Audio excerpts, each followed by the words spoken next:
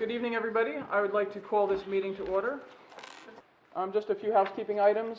In accordance with the requirements of the Open Public Meeting Act, Chapter 231, PL 1975 announcement, I wish to announce that the New Jersey Open Public Meeting Law was enacted to ensure the right of the public to have advance notice and to attend the meetings of the public bodies at which any business affecting their interest is discussed or acted upon. In accordance with these provisions of the Act, the school districts of the Chathams Board of Education have caused notice of this meeting to be published by having the date, time, place thereof posted in the Board Administrative Offices, sent to the clerks of the Borough, Chatham Borough, the Chatham Township, the Library of the Chathams, the Chatham Courier, the Daily Record, and the Star Ledger. Mr. DeQuilla, would you mind doing roll call? Mr. Gilpilly. Here. Ms. Ciccarelli. Here. Ms. Clark. Here. Mr. Connors. Here. Ms. Cronin. Here. Mr. Franz. Here. Ms. Kenny. Here. Mr. Nunner. Here. And Ms. Weber. Here. 9 present in the county. Thank you. Would everybody stand and join us in the Pledge of Allegiance? I pledge allegiance to the flag of the United States of America and to the republic for which it stands, one nation, under God, indivisible, with liberty and justice for all. No, they did. They moved it for a while. That was good. Thank you, everybody. Today is our second meeting of the school calendar year. Certainly the first one back now. You know, the teachers are back tomorrow, the students are back this week. So I just want to welcome everybody back from the summer and look forward to a great new year. And it's happy to have the entire board here, which has been difficult the last couple months, so welcome everybody back. I do not have additional comments now. I will have closing comments at the end of the meeting after the public session. And then if we can move on to the administrative reports in the interest of time, Dr. LaSousa. Thank you, Ms. Weber. Yes, so of course we're at the cusp of the start of the school year. So I'll just report that we're ready to open as of now. Mr. DeQuilla will give a more detailed report about the various facilities, but we had all of our new staff in last week, all week long, about 40 new staff members. So we put them through a whole bunch of training, both state mandated and homegrown training to acclimate them to the school district of the Chathams. That went very, very well. Everyone was excited to join the team. This week we have our full teaching staff coming back tomorrow, so we have a whole day of professional development, other activities planned for tomorrow, and then also for Wednesday. And then Thursday we're ready to hit the ground running. All the schools are ready, as Mr. DeQuilla I think will report, and the construction at the high school is just about wrapping up on the bathroom, so we should be completely ready by the time students return. We're also fully staffed at this point. We don't have any teaching staff vacancy when the year begins, which is also good. We've had to make some adjustments with maternity leaves that maybe took place before we were anticipating, but we're on the mark in that regard. The only area where we've been a little bit taken by surprise, I guess, is that our enrollment has surged over the summertime. We've had a lot of families continue to move into the district. Even today, we were registering families with students. So our enrollment as of about noon today was 4176. That's about 50 more kids than we had last year at this time. Our multiple demographic reports have predicted that we would be in a decline by this point in time. And although our kindergarten enrollment is low, our overall enrollment has increased. And the two schools we've been impacted the hardest have been the middle school. Right now the middle school is about at 1060 or so students, which to my knowledge is the highest enrollment ever at the middle school. And in fact, the high school was never even that large until about 5 years ago. So it's quite full at the middle school. I think 7th grade in particular is our largest class in the district at this point. And then over at Southern Boulevard School, we've continued to just attract families, I guess, all summer long. So the 3rd grade in particular would have opened with 25 in every section had we not added an additional teaching section there. And that caused a chain reaction where we had to move around some basic skills instruction in order to free up a classroom.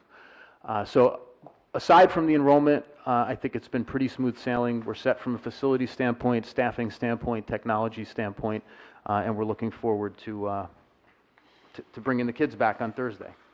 And then I'll just allot 10 or 12 minutes or so to Ms. Chase just to give a quick update on something we had discussed at the final meeting during the school calendar year, and that Ms. Chase and Dennis Sheeran have been working on all summer long. So I'll give her about 10 minutes, I'll help her set up, and that'll conclude my Can I ask you a superintendent's quick report. question? Sure. Typically in our folder, we have the enrollment spreadsheets. Can that be sent to us? Yes, Okay. I can make sure that that happens for you. Thank you. And this is a record high, 4176. Yes, definitely the highest enrollment that we've ever had. What was last year, Joe? We ended the year at 4136. As Dr. Lasusa said, I'm here to provide an update about the Chatham Middle School Mathematics program and some of the strategies that we have identified as implementing and moving forward.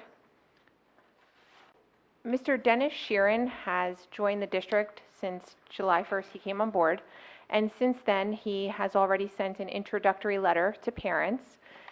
And basically the purpose of that letter was to inform parents of the resources that will be used this year, which include Math Excel and Reflex Math. Additionally, Dennis has explained to parents that he will be hosting a series of parent evening events, during which time he will provide an overview of the user face of the Connected Mathematics program, some of the resources that parents and students can use.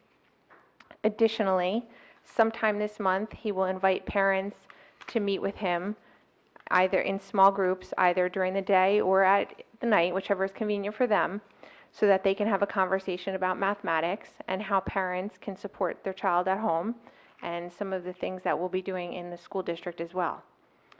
Another thing that Dennis has already done is updating the mathematics webpage. So I just want to take you to the math page of the district.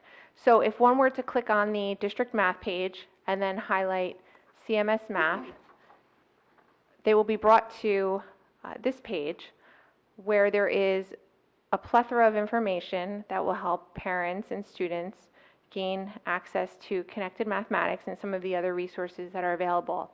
So for example, if we were to go to grade 6, all of the units pop up. Just a little bit of screen difficulty, I apologize. So these are all the units that will be covered in grade 6 this year, 1 through 7. And if a parent or a child were to click on that unit, he or she would then see a glossary of the important concepts that would be covered in that unit, as well as an example of that term being used. So this is something that will be available to students next year. Additionally, there are some very interesting TED Talks that have been posted, and I encourage anyone who's interested to watch them because they're quite interesting, and hopefully our youngsters will do just that. Also on the page for each grade level is a Symbaloo, which is basically a gathering of icons to organize information. So if we were to click on the components of CMP3, you would see an overview of the components that are available in the program. But I would like to bring your attention to this one. This one here says Math Content by Unit. And what that does is it provides more information about the unit that will be taught in class, and one can look at the development of the math strands or some more information about the unit by strand if more additional information were wanted. Next, this is the tab that will bring you to the goals for the units so that parents will have a better understanding of what their child will be learning in the upcoming unit. So this one is on prime time, during which students will work on understanding factors and multiples of numbers and equivalent expressions. And this site, which I believe will be fairly helpful, is parents who wish to support their children with the homework can find information here. Now, what we've heard is that some of the ways in which students arrive at the mathematical understanding is different than, I know I might have learned mathematics, but then again, I can't tell you I ended up being a mathematician by what I learned. So this makes these algorithms help to bring sense and conceptual understanding to mathematics for our youngsters. So a parent can go here and learn some schema about the math background that's tied into the unit that's being taught, or take a look at some worked homework examples. So this is actually a homework problem in the Connected Math program, and it provides direction into how to solve that. So there's been quite a bit of information posted on the web, but I'd like to bring your attention to some of these areas down here too, because we know that our students enjoy learning by playing. So these are links to some math-related games that not only reinforce mathematical concepts for our students, but they can also extend learning for those students who would benefit from further challenge than what's provided in the general class. So I haven't gone through all these games myself, but Dennis tells me that they're quite interesting, and so hopefully our students will partake in this opportunity to do that as well. So I mentioned that a series of meetings will be held for parents to learn more about the program and to engage in more conversation. Another thing that we would like to do that we will be doing this year is providing a letter to parents at the start of each math unit. And what that letter will include is information about the upcoming letter, some ways in which parents can support their child in homework, and then also direct parents to some of the links that I've also already gone over that will provide support for parents and students at home. So that's the information on the website. And that's also the CMS, just go to CMS website Yes. and then math? Yes, so if you go there, you can also read Mr. Sheeran's letter to parents also. And That did you was- set that up, that page with all those links? Yes, That's really, And you made it look like the App Store, so that'll fool them. yes. really awesome. Karen, as long as you're on the letter, just a Sure. quick question. The letter that will come out at the beginning of each unit, will that come from the supervisor? It Or will that come from the teachers, and it will also be posted on the website. So the Okay. teacher will email that home, or, And it'll be somewhat standardized across the grade levels? yes, all sixth grade teachers will work together to create one sixth grade letter, and then that process will continue in grades 7 and 8. So one letter, so it's consistent across the grade level. Okay, thank you. And There are- when did you start? July 1st. So we've also identified 2 resources that we believe will be useful to our students. The first that I just want to provide some information about is Reflex Math. And Reflex Math is a game where students who need some additional practice in developing fact fluency can go. I've actually played with, checked out Reflex Math myself. And the students create an avatar, and as a result of answering fact questions, either multiplication or addition and subtraction for our younger grades too, the students, when they answer a question correctly, they win a token, and then when they acquire a certain number of tokens, they could buy things for their avatar. So the students that we've tried this with find this to be quite interesting and enjoyable. In fact, we've heard some anecdotal information where a parent told us that she had to tell her child to stop working on Reflex Math. It was now time to do something else because the student was engaged. And that's great to hear, because we want our students to develop fluency in these types of strategies, because that helps obviously later on with the higher level mathematics.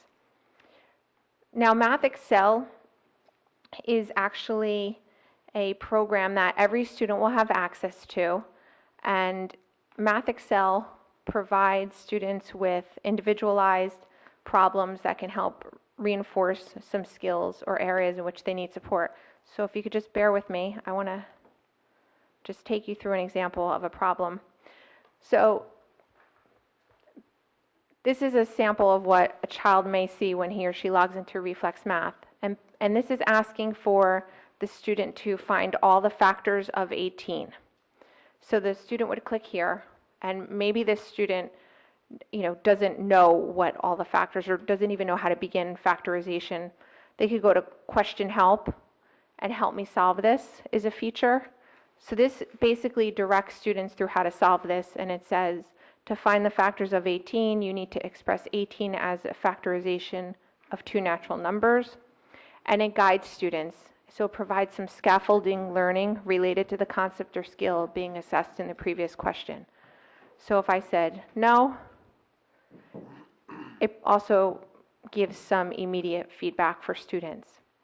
So that's one of the help features, which is called question help, where the student can look at an example. So this shows how to factor 20, and the student can see an example live of how to do that. And as a result of seeing these two using these two helping features, the student would then be able to say that the factors of 75 are 1, 3, and then enter the factors, and then check answers and get immediate feedback there as well.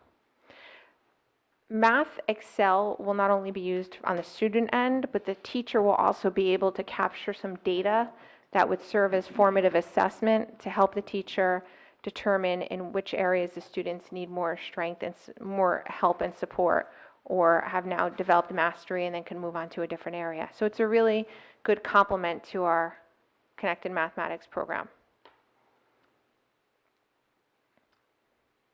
Let me just get out of here.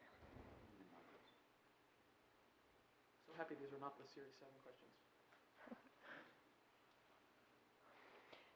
So, as Dr. Lususa said, we heard some comments last year, and we've listened to them and taken them very seriously, and we've had some conversations about these. One of the things that we've identified as one area that we can tailor and modify as a result of some of the feedback we heard is the homework. Now, Connected Mathematics has built within it problems that are called ACE problems, and the E in that acronym stands for extension. Now, these are problems that are asking students to bring their understanding of a mathematical concept or skill further or to a new situation. What we've heard is that at times students struggle with these problems at home. So we believe that these problems would be best used in a situation where the teacher has either set the problem up for the students so they know exactly what to do procedurally, or is actually working on these problems in class. So the teachers will not be assigning any extension problems for homework unless they've already been reviewed in class and the students know exactly what to do. So that's one modification that we will be implementing moving forward. And secondly, we know that our students learn best when the brain is social and active and engaged in cognitive discussion. So group work does play a role in the learning process. However, we understand that it's important to discuss norms for group work and appropriate behavior and expectations. So much like we spend time in our elementary grades setting up reading and writing workshop, which is a group-like situation, our teachers will review the norms for group work so that the students will be able to understand the expected behaviors and some of the strategies that they should be engaging in order to work collaboratively. And if need be, throughout the year, those norms will be revisited, and students will be encouraged when they're behaving in group work appropriately, or when they are finding some areas of trouble, they'll be given some strategies for how to address those as well. So that's our plan for moving forward. We look forward to it. And as I mentioned, Dennis has these meetings sets up with parents, so we have a board meeting obviously in September. One of those meetings will more than likely have taken place, so hopefully I could provide some more information to you about some of the things that we heard and provide further updates throughout the year. Any questions? Kim? First, I thought it was great. I Thank can't believe how much he's done in 2 months. I mean, very impressive. The group of parents who we know who have been very involved and vocal about the math, I think that you covered, you know, not having a list in front of me, just about everything that they have, you know, brought up as an issue. Have they seen this? I'm disappointed that none of them are here, but have they, you know, seen this presentation and heard some of the changes and, you know, showed them some of the things that you guys have been doing? Well, Dr. Lususa, Dennis, and I met with a group Okay. of parents from the, I believe it's Chatham Cares group, and we did provide an update on our plans for moving forward. So they are aware of this. They haven't seen this presentation specifically, but they have been made aware of the resources that are available and our plans for moving forward. And we thank them for, for their feedback. Obviously, we value any input that parents can provide. While they didn't see the presentation, did you at least convey to them the substance? Yes. Okay. They saw Math Excel, they actually saw Reflex Math, and we asked them to offer any feedback they could on the Reflex Math program for us. I don't know if you want to Kim, I add would just anything. mention, though, that there are also some concerns among some folks about park, and obviously we saw a significant number of parents refuse to have their students participate in park, and some concerns also about Common Core. Neither of those things have changed, even though there's a pronouncement on the table from the governor and a committee that's in the process of being formed. We still have the same standards in place as we did prior to the year beginning, and we have the same testing that's going to continue too. So there are certain things that are out of our control in terms of what folks might have concerns about. Are there any additional questions for Ms. Chase? Karen, thank you for putting that together and working so quickly. And I'd also like to thank the parents that helped provide a catalyst for the positive movement, and the students and the parents at middle school will benefit for years to come. So thank you to both groups for moving so quickly on that. Dr. LaSousa, do you have something additional in your report? I do not. I was going to turn it over to Mr. DeQuilla. Okay, just a quick question. Does anybody have any questions for Dr. LaSousa before we move off Superintendent's report? No, very good. Mr. DeQuilla, if you wouldn't mind. Sure. Just a quick construction facility update. As Dr. LaSousa commented, all the schools are ready to accept the students. They've all been cleaned, buffed, and shined. At the high school, the 2 restrooms by the auditorium are finished, and we have a final certificate of occupancy. The contractor was finishing the upper bathrooms today and waiting the inspector, hopefully of tomorrow or at the latest Wednesday, so we can have the certificate of occupancy to use those as well. But Principal Grow has an alternative for Thursday and Friday, or Thursday and/or Friday, if for some reason they're not available. So. And if they're not available, you're just waiting on an inspection. There's no more contractors in and out of the building? As the contractor was told, as of Thursday, he works 3 to 10. 3 to 10. Until Thursday, he can work almost all day long. As of today, there was I think about a half dozen tiles that needed to be installed and some grouting. Okay, And that was done, and the floors leading to those 2 bathrooms were done over the weekend by our staff. So we're in good shape and ready to roll at the high school. okay, great. Thank you. The other things at the high school, the minor changes to the front office and the counseling office were completed, so they're ready for the start of school. The varsity infield on the baseball field has been resodded, and the field will remain closed until March 1st, so there'll be no use on the infield. As long as there's no snow on March 1st. But we'll take it down. If they want to play baseball and foot of snow, that's up to them. But That doesn't interfere with the field hockey? no, it's only It's the the infield. infield. Okay, It's so just further the- back, all right. At the middle school, the changes that we needed to the counseling office and the offices for the district supervisors were all completed, and as said, school is ready. The Washington Avenue parking lot has finally been repaved. We're still working on alternative number 3 to create some more parking spaces. The one issue that has now become, that the district has known about maybe 5 weeks, which has become I guess a sticking factor, is that the first 100 feet of the Washington driveway are actually borough property, and the borough has a right of way. So I had one meeting with the borough administrator and the homeowner who is affected, and we have another meeting on Thursday, so we're hoping to find an amiable solution to that issue.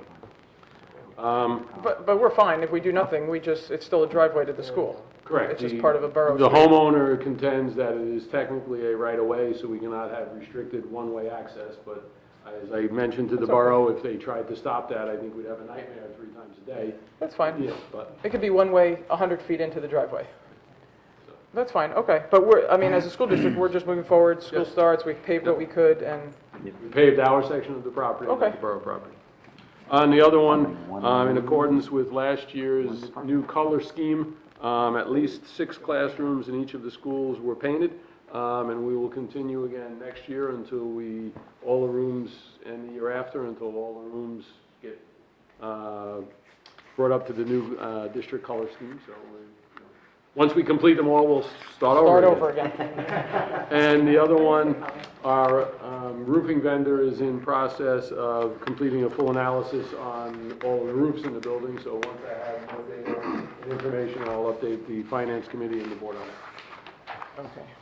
And the roof is for the front of the high school? No, we're The talking whole- about the entire district. So the- every part of the roof on ESOP. every building. Okay. Not even with the ESIP plan, but just the roofs that are all district responsibility. Okay. Of when they, what needs repairs, some maintenance, and what will ultimately be replacement within the next few years. Okay. Including the auditoriums that leak profusely? Okay, very good. Does anybody else have any additional questions regarding facilities or the construction update for Mr. Mr. Goodman? Secretary, with respect to the painting of classrooms, who presently does that? Is it a contractor? Actually, we were afforded this year, last year the district maintainers did it. This year we had a teacher summer painting crew. So we had 3 teachers working anywhere from 24 to 40 hours a week each. And we assigned 1 or 2 of our summer maintainers with them, and they did all the painting. Well, Chatham has a very, very high rate of Boy Scouts who become Eagle Scouts.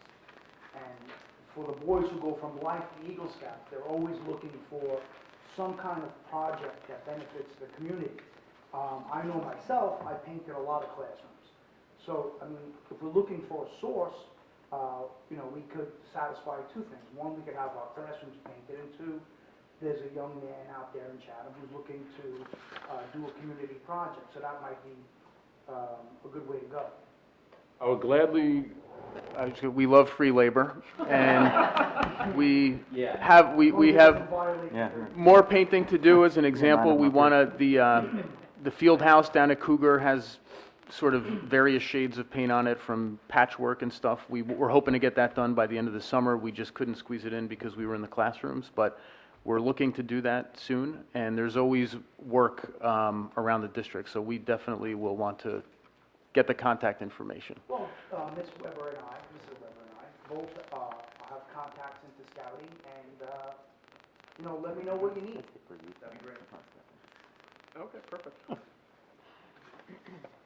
And I know the boys enjoy doing projects at the school because they get to go back to where they went to school, so it's sort of a win-win. Thank you, Mr. Nonmaker. Are there any additional questions? Okay, very good. Moving on to committee reports, starting with Ms. Clark on personnel. Personnel has not met since our last meeting. Okay, thank you. Curriculum, Ms. Kenny? Curriculum just met prior to this meeting. We went over the presentation that Ms. Chase just did publicly about the Chatham Middle School math program. She also told us that the district received approximately $58,000 for Title I money. This money was based on the 2010 census and can be used for grade level improvements. And where the district has decided to start 2 different programs, one at the middle school called CHAMP, which is going to stand for Chatham Helping Achievement in Math Program. It's going to be an after-school program for 6th, 7th, and 8th graders. There'll be a couple of advisors for about an hour a week, 2 times a week, that students can be recommended for and take advantage of math resources. And secondly, there will be another program at the high school targeting 9th graders is it going to be called CHS Algebra Accelerator? Is that the name of it, or? So Algebra and Geometry Accelerated. Algebra and Geometry Accelerator. It's going to be either a semester or a full year program to help students that may be weak in certain areas within algebra or geometry to get them, keep them on pace with the course requirements. Just one clarification there. That was something we approved in the program of studies last year in December, so it was a year in the making, but we're going to apply some of the Title I money to put more resources into that course, because it's a new course that we just had to go this year. And I also misspoke that it's not just for 10th grade, for freshmen, it is for 10th and 11th graders as well. We're also going to be part of a teacher evaluation pilot with the Department of Education. And Karen, please jump in if I misspeak here. We are going to have a program in which teachers that have been identified as highly effective can videotape themselves teaching a course and use that taping to look and self-reflect about how they're doing. And this would this would replace having an observation done by their supervisor. We're hoping that this would be a different mechanism for people to evaluate themselves, in that they'll be able to see themselves in the classroom, and we're hoping that a lot of teachers will, take this opportunity to view themselves in this manner. Yes, the only other thing, if I may add, is that after viewing themselves on videotape, the teacher will engage in 2 reflective conversations with their administrator to discuss the results of the video and what he or she has identified as goals for improvement and moving forward with their professional development. We also discussed that in the K-3s, we're going to be rolling out a reading workshop initiative to have a balanced approach for our reading literacy. And lastly, we discussed the standard-based report cards being rolled out in K-3. It was in Lafayette it was rolled out in Lafayette over the last 3 years, and now these report cards, which will be aligned to the Common Core standards, will be rolled out K-3. I think that was it. Does anybody have any questions for Ms. Kenny or Ms. Chase? Karen, I just have one question. Do you see this as more of a means for us to design or be masters of our own destiny? Typically, the Department of Education just hands unfunded mandates down to us, versus do we have control and enough flexibility to design this pilot program that it suits our needs versus, Department of Education enforcing a particular set of guidelines? Yes, so we attended an initial meeting, and there are certain guidelines that we have to follow. There has to be Karen, please check your mic. Mine was on, Tom. Not to Okay, throw Karen sorry about under the that. bus, but So, yes, we attended a meeting on August 3rd. A few administrators and I attended a meeting with the DOE, and there are certain criteria we have to incorporate into this pilot. The teacher needs to engage in 2 reflective conferences and videotape themselves on at least 2 separate occasions.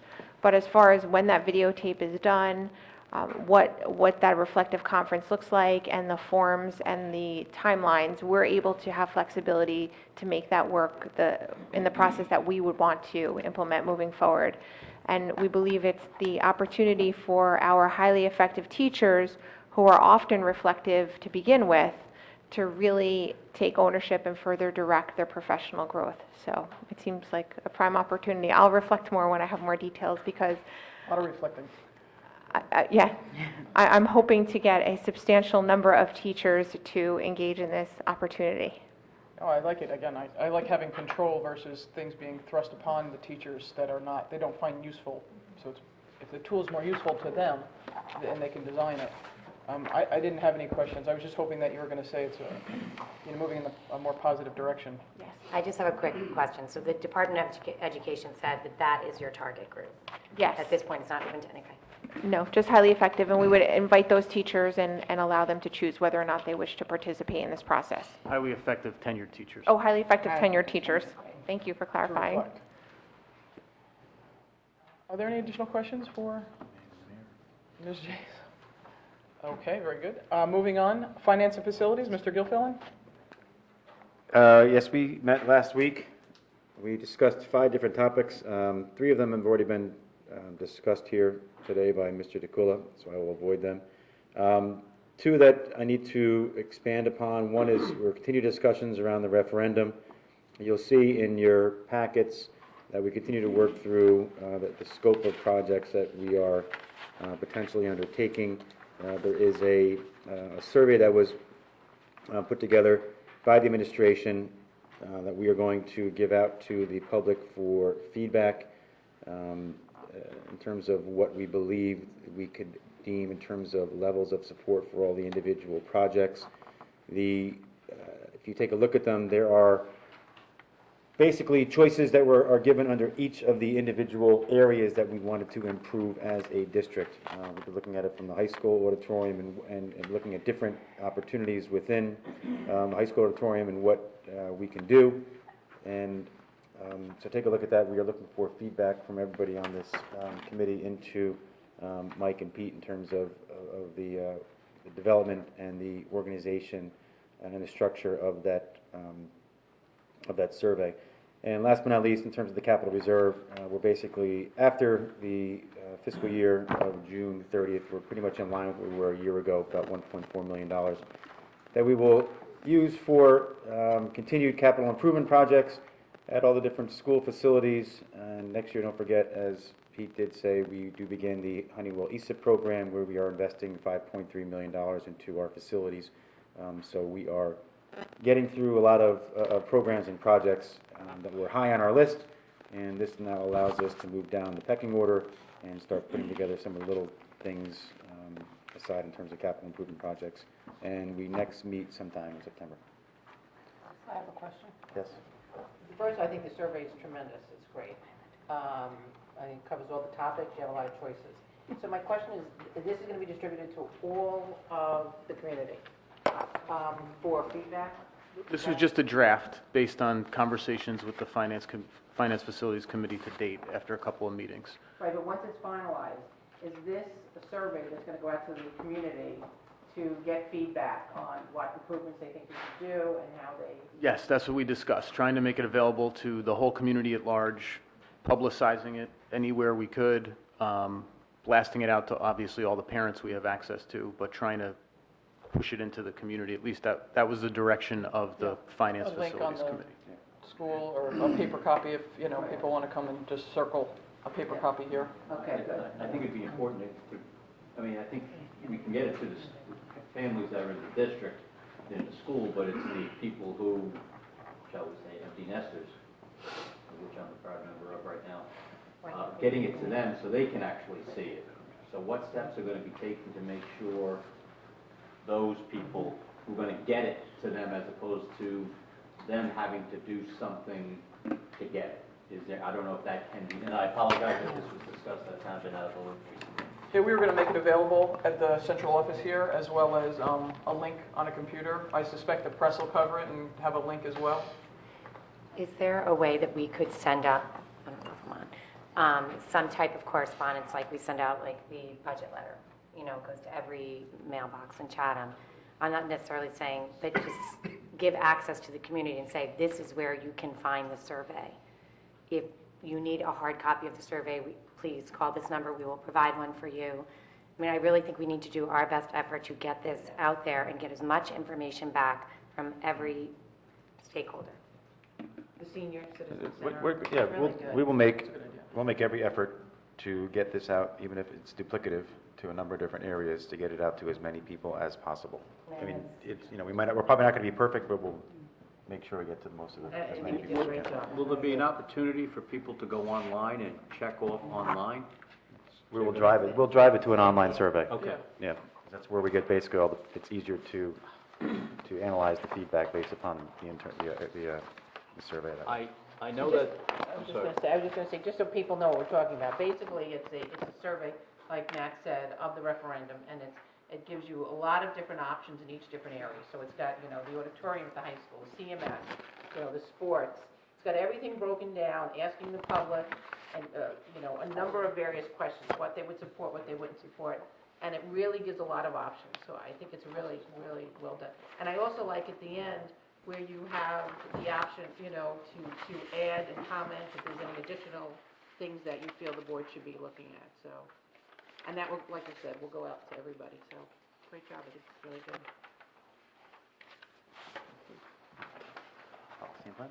Are you done? Any other questions for Matt or administration? No? So we're going to move on to Mr. Franz for policy and planning. So we met last Wednesday. There's a number of items on the agenda tonight. Three of them was really just more of tightening up the language, some loose ends, nothing generally substantive, just tying in the policies themselves and language within. And then the other one, the big one, is we're trying to address the parent-coaching relationship in town, putting the focus on student-athlete and advocating for themselves, and trying to spell out, we also drafted policy, athletic code of conduct, that speaks to how pupils and parents should act at sporting events, and not just, to themselves, but also officials, other parents, fans, etc. We thought it was time, perhaps, I won't say long overdue, but generally overdue, to try to address this issue before it becomes a bigger issue, and just try to spell out what our expectations are. I think for the most part, it's pretty common sense how we should act at these sporting events and how we should represent Chatham, and how we should address other human individuals. But just to put it in place, so that's on the agenda for tonight. And just to be clear, our athletic program is the 9, 10, 11, 12, the high school. The district does not have a K-12 program. Does anybody have any questions for Phil? I know we read the policy several times, and you incorporated all the feedback from the various, so we're all set to roll. Any other questions for Phil? No? Nope, seeing none, okay. We're going to move on. Moving on to liaison reports. Mr. Connors for the borough. I've been out of the loop, but I don't think there's anything to report from the borough. I apologize for that. Okay, very good. The township, Ms. Clark? Nothing to report from the township. Very good, thank you. Back to you, Mr. Connors, on the athletic booster. The starting athletic boosters will be meeting next week, which I will be attending, and we'll give a full report thereafter. And that's a Tuesday meeting? No, it's not tomorrow, is it? Well, I will be attending the meeting whenever it is and providing a detailed summary to all who want to hear it. Unless it conflicts with our September 16th meeting, in which case we need you at it. I'll do the best I can. Only being one place at a time. Very good. Any questions for Mr. Connors? Music and theater boosters, nothing to report at this time. Ms. Kenny for Chatham Athletic Foundation, Education Foundation, I'm sorry.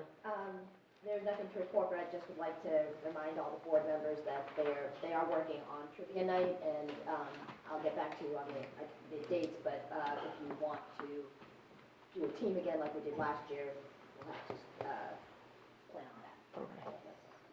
I would like to do a team again. I would just like us to be a little more organized with the fare at the table. Everybody else had balloons and decorations and matching T-shirts, and we showed up like the dead end kids on a budget.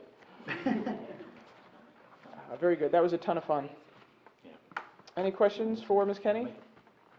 Over to you, Mr. Nonamaker, for recreation. Yes, Recreation has not met. We're meeting next Tuesday on the 8th, and I'll have a lot to report the next time we meet. Okay, excellent. I hope.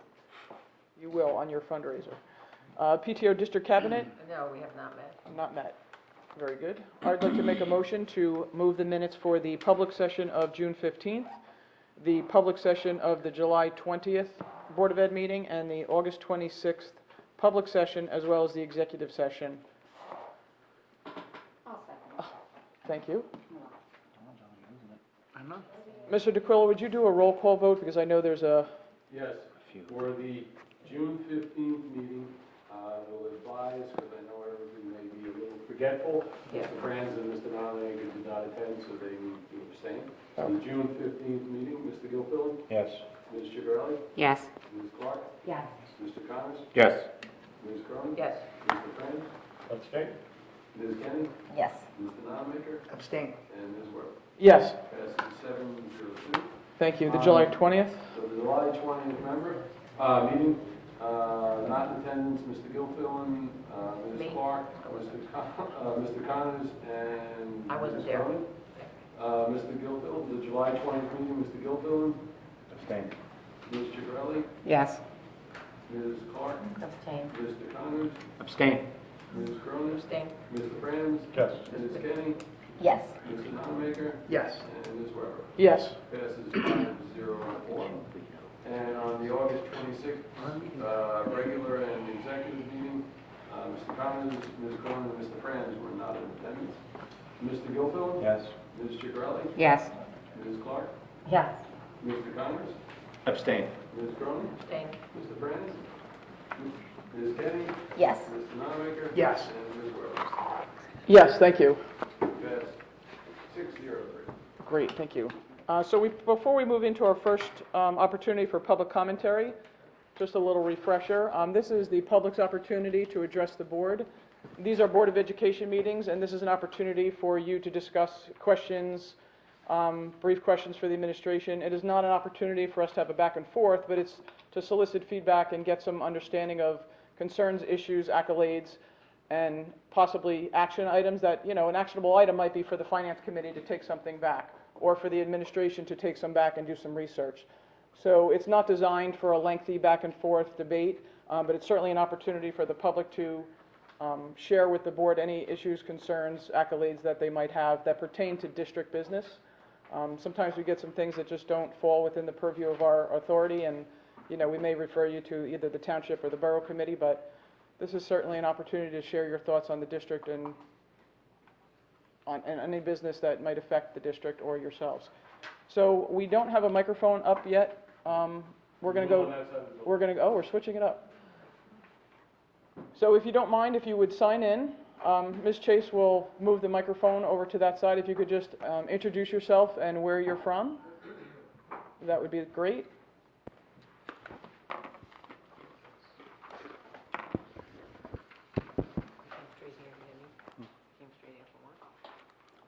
Good evening. My name is Stuart Carr at 3 Crestwood Drive in Chatham. Have a couple of items I'd like to discuss. First, procedural item on the June 1st minutes that you have here, Mr. DeQuilla. I was wondering if we could make a switch or at least make a note now. There's a reference here, Stuart Carr commented that most public commentary should not address personnel issues. I believe when I was speaking on the 1st, I was talking about a Franz Connors item about the board level where I had my kids had very, very positive interactions with those two board members, and that I thought that the other board members did have similar credentials. So I was speaking to the fiduciary line of things. I was not speaking to personnel. In my mind, personnel is administrators, employees, etc. I was speaking strictly to the board members and the idea of their integrity and my personal interaction with Mrs. Connors, actually, and her friend, Mrs. Marriott, and Mr. Franz. So if we can just make that note someplace, I'd appreciate that. Because I did not, again, reference any personnel items, at least to my recollection.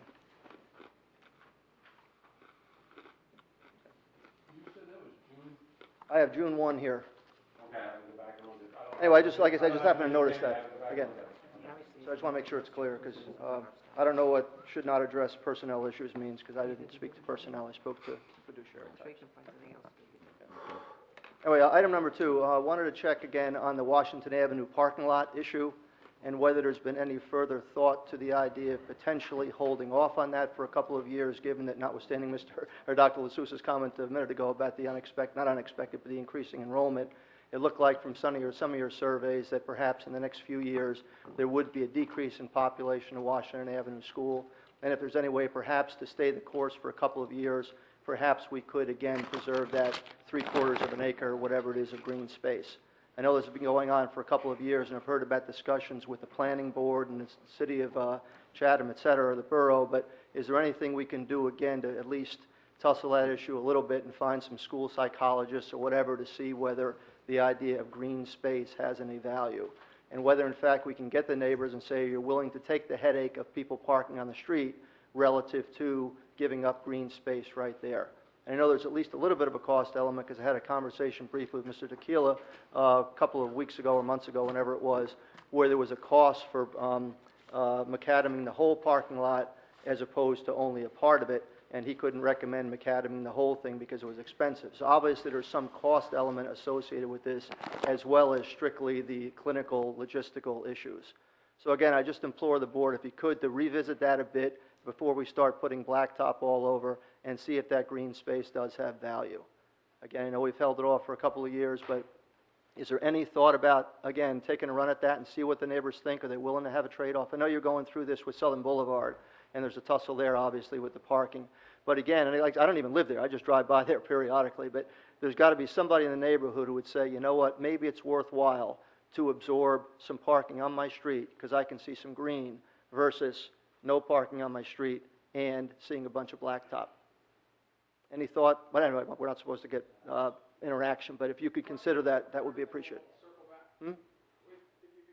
Yeah, third item is back to the turf in Chatham High School baseball field. I had checked the sod. Well, turf, again, can be used for natural and artificial, but yes, I stand corrected. I'm talking about sod as a natural grass. I apologize on that. We did have some improvement there, I understand. I saw that we put on some new turf, some new sod on the field. I guess my question there for Mr. Tequila or for somebody, I'd like to get a report going forward, whether the folks who did that work actually went in and did it the right way, or whether we just took some dirt up and slapped some sod on. Again, I'm a 22-year resident or whatever, and this has been going on a couple of times every 5, 7, 10 years, somewhere around there. You rip up the sod and you put down some new sod. But the fundamental underlying issue is the ground itself is not level, and that's why the baseball folks get somewhat agitated. And I talked to one of the folks there who was actually out there monitoring the water, and he said he wasn't sure what exactly happened underneath the sod. And I got a invoice copy from Mr. Tequila. There was a group from up in Paramus that did this work for, I think, $15,000, whatever the number was. And I'm sure they have great credentials, but I'd like to just, again, specifically see what they did under the turf. Because otherwise, in my mind, again, it's a layman, I think it's a waste of $15,000 to put some new turf on, some new sod on, if in fact you didn't deal with the underlying problem. Any sense about what they did, or did anybody at the Chatham DPW or the Board of Education school district actually oversee that and see whether, just like you do with turf fields, where you actually have levels and that type of thing, did they do it the right way, or they just go in, put some dirt on, and slap on some sod?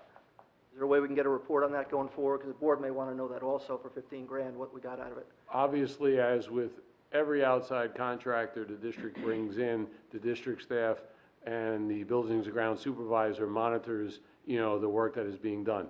The contractor was hired and came in and ripped up the old grass and regraded and added dirt to smooth the surface, and then laid down the new sod, and where needed, touched up the clay as you would create, I guess the official term is the lips between the clay and the grass.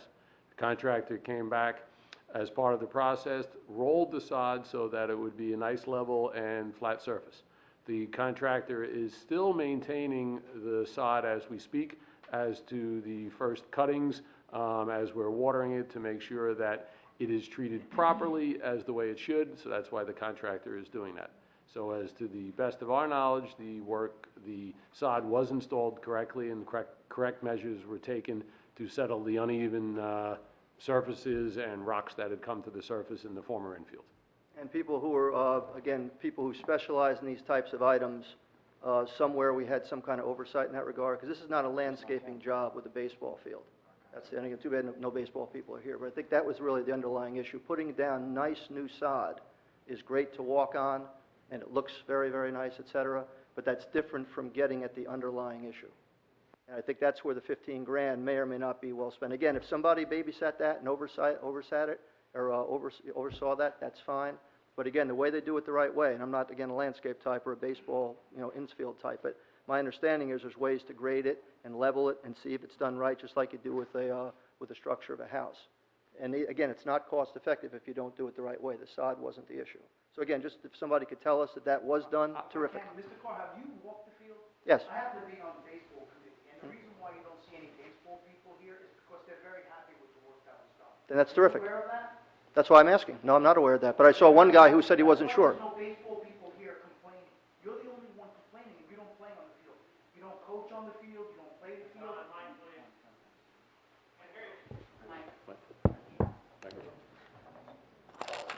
I don't coach on the field, I don't play on the field, that's correct. Right. I've been here for a long time. I was advocating for the baseball folks. If in fact, the one baseball person that I spoke to who seemed like he was in tune was not aware of whether the actual work had been done underneath it. If you're comfortable with Sonata Maker, fine with me.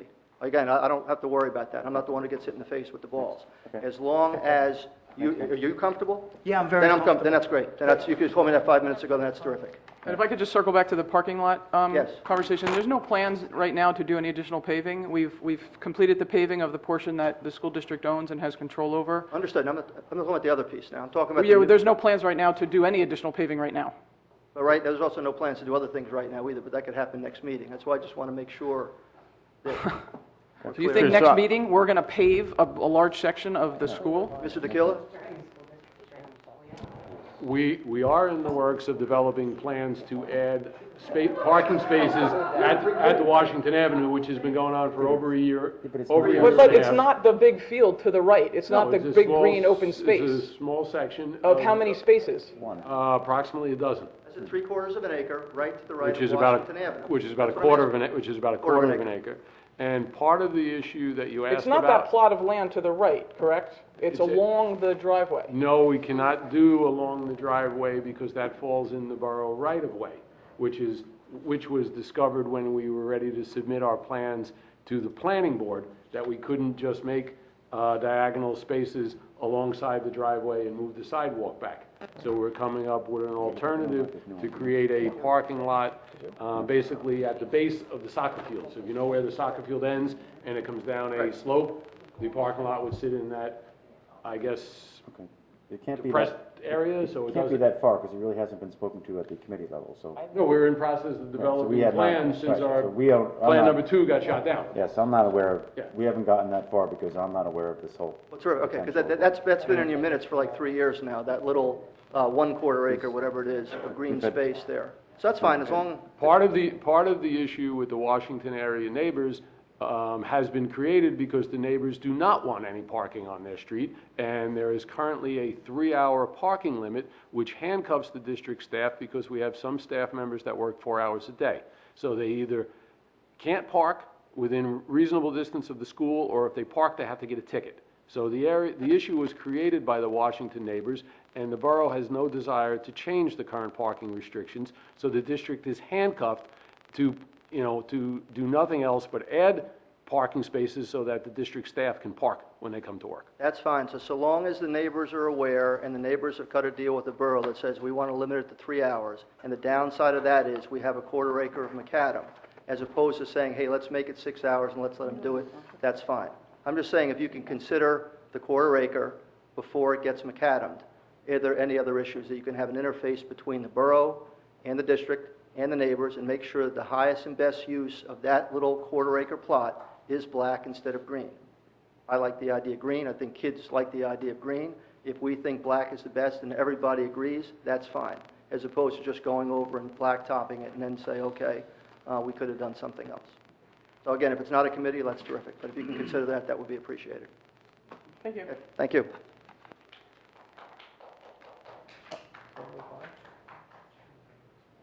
You have a fan. Peter, you'll work with the finance committee on that, because the board's not aware of that yet, but you'll work through Matt and the finance. Thank you. Mr. Carr took it. Mr. Carter, you take the sign-in sheet. Look at the bottom of your... So I'll talk and sign in after. Hi, I'm Amanda Feeman, and I live in the township. I just wanted to start first, because you haven't seen my face in a while, but I wanted to thank you for televising the meetings. My husband and I have watched these meetings periodically as we can, and we find them very helpful. I know at one point he even sent Dr. Lusus an email based on some of the discussions that were going here with a suggestion that he had. So I find them very, very helpful and a way to stay engaged and encourage other people in the public to take advantage of it since they are available. Also wanted to, again, raise, as you're considering the questions for this survey and reconsidering the referendum, I know that adding classrooms to Southern Boulevard fell out of the referendum last time. But when we've seen an increasing student population again, despite what the demographer projected, I would like to ask that, again, we consider adding whatever classrooms we can to Southern Boulevard, because based on what I see in the papers and the building that I see in town, I don't see our population going down.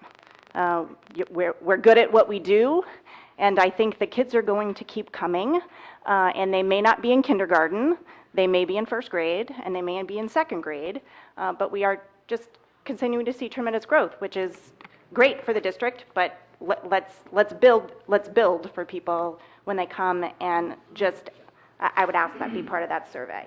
The last thing is I've remained silent on Rich's comment to ask for feedback on the vote, because I've been giving what I truly thought about whether or not I felt we should keep the vote in April or move it to November and pass without the 2%. And I think one of the things that I keep coming back to is it's less the end result for me, because I believe whether we vote or we don't vote, the budget's going to pass. What I do think is that when the public has a stake in voting, the process of socializing issues is different. I also think that the public's level of interest in what's being discussed is different, because they feel that they can have some say in what's being discussed in line items and where things are being shifted. I've even seen discussions in this room. One example I would use, I think it was a couple years ago when we had a second grade class, when they were adding a second grade teacher at Milton, and the people at Southern Boulevard didn't have a second grade teacher. There was a discussion to be had because there was a budget line item, and when one school wasn't going to have enough teachers, that people in the public came up, and Southern Boulevard ended up getting an additional teacher as part of that discussion. Did it fundamentally change what happened at the end of the day for the budget passing or not? No, I don't think it did. But I do think that it engages the community with you, engages us with final decisions to be made, and puts on us some responsibility to think about what we want to see and what we want to do. Where I think you could have situations, if you take away the right to vote and just pass it through, people saying it doesn't matter anyway because they're going to do whatever they want. I happen to have had very positive experiences relating to this board. I do not know what that will be in the future because I do not know who will sit up on this board. And I also think leaving the right to vote with people in the public is important to remain as a check for a board that may not be giving appropriate levels of consideration to certain line items. And I'm not making, I do not want that to be heard as an accusation. I want that to be purely heard as theoretical thought as an attorney that believes in checks and balances. So I urge you to consider to leave the right to vote in April. I also think one of the things that I think about is if you move the vote into November and you go above the 2%, some of the things that you would like the public to be considering may get lost because there's bigger issues in political elections that are happening. And so by having the vote in April, I believe you have a unique situation to truly have people just think about what you want to be passed. And I believe strongly that we get to the right answers through even all the discussions with the referendum and whatever the outcome was. You know, we just continue to we continue to move forward and do better through open discussions. So moving off of that topic, the last thing, I do not genuinely know if it's in your scope, but as it relates to school safety, I live in the township and am also part of the Safe Routes to School Committee, so I've been engaged in these discussions with the $575,000 sidewalk. I also have children who would be impacted if that sidewalk is not built. I do not know if there is purview for the board to weigh in, like they did with the pipeline, with any type of resolution that they believe that the sidewalk that is being considered all the way down the side of Lafayette, that you could weigh in on your input to the Township Committee as it appears that they are considering that they will not receive this grant money, and they may not build this sidewalk because there are several people who do not feel that they want the sidewalk on their property. I think that if we don't build the sidewalk, we are also at risk of getting additional sidewalk funding for future grants in places that it desperately needs to be built. So I do not know where it stops and starts for you, but as it relates to student pedestrian safety, perhaps it is within your purview to make a comment or do a resolution to the township. Because I believe the borough already passed it. Someone would have to weigh in on that. It's going to be on the right side of Lafayette. If you're leaving the high If you're school, leaving the east side, yeah, on The side that has no sidewalk currently. the side that has no sidewalk currently, and it will go all the way down the street, so, to Main Street. No, it's not going to go to Main Street, it's going to go up to the Lafayette School and the high school. So right now, there are students who are having to cross that street where there is no sidewalk and there is no crossing guard. And I understand there was a student hit in one of those intersections who was injured several years ago. But I think the important part is the committee got approval, it was socialized if this was a good place to build a sidewalk there before the grant was submitted. There were other areas of town for sidewalks to be built to schools that the grant was not submitted for. So it seems that the time to have expressed these concerns and these socializations was before we submitted the grant to the state, when we got one of the largest grants from the state to build it, than to now come back and say, well, we don't think we're not gonna do it.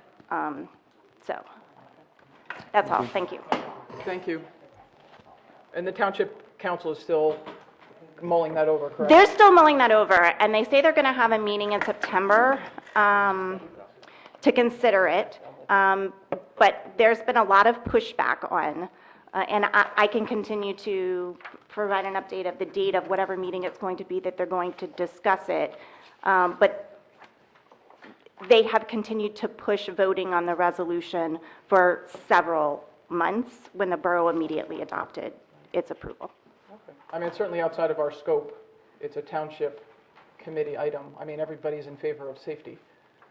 Right, and that's why I didn't know, because it is, I didn't know where, because it does affect kids who don't use busing and they are walking and it is safety. I didn't know if you have any say in those items. It impacts the 20,000 residents that live in Chatham. What'd you say? I think it impacts the 20,000 residents that live in Chatham. But I believe that is a matter for the township committee, and, I mean, Michelle, I don't know if you have it. Yeah, I can reach out and Okay. get information and bring it back to the board. That would be great. Dr. LaSousa, has anybody reached out to you or Mr. DeCola on that? No? my recollection is that when the initial grant was submitted, and it's probably 3 years ago now, so my memory is not so good, I know that the board passed a resolution in support of the grant. So whatever the application was at the time, this board expressed its support through a resolution, and we supplied that to the township committee or the Safe Routes to School committee. But I don't know at this point all the nuances about the debate over whether to continue with the sidewalk on the east side. I also think, I could be wrong about this too, I think that there is a portion of that that route between Lafayette down to Shunpike that has been, there's some kind of sidewalk that was put in place, I think, to that first street. If you're exiting Lafayette, I don't, is that Fairview. Inwood or what? Fairview. Fairview. That first loop. I think there's a macadam sidewalk that was put in place that wasn't there before the grant, but I am not, Yeah, this is there not is. our, this is not our. Yeah, this is not our, but thank you for, It's not your, I mean, Michelle, you know, we don't have a voice on, or a vote rather, on the township committee.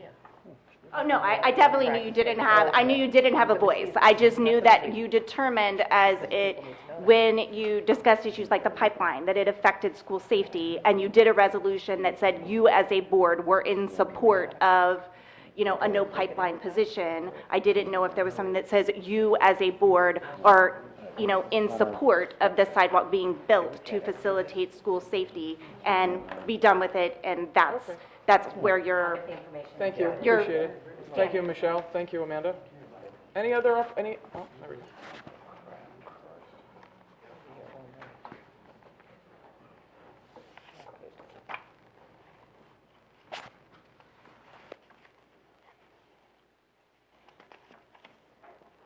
Hi, Libby Hilsenrath, Chatham Borough. I just have a question. I heard talk about a survey pertaining to the referendum items, and I didn't see it on the agenda.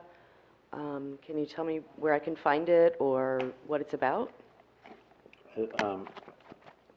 As we spoke to, it's in a draft form that has been delivered out to all the board members for feedback. So it is not available to the public, so that's the reason why it's not on the public agenda. Okay, when will we be able to take a look at it? or- Sooner rather than later. Okay, who drafted it? The board, the administration and the finance committee. Okay. Thank you. You're welcome.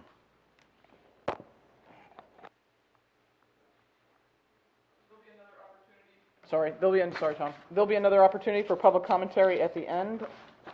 Just to remind the board, we do have an executive session after our regular meeting. Yeah, so please don't disappear. So moving on to our regular action items, personnel. Ms. Clark? Yes, I move action items A1 through A25 for vote. I would second the motion.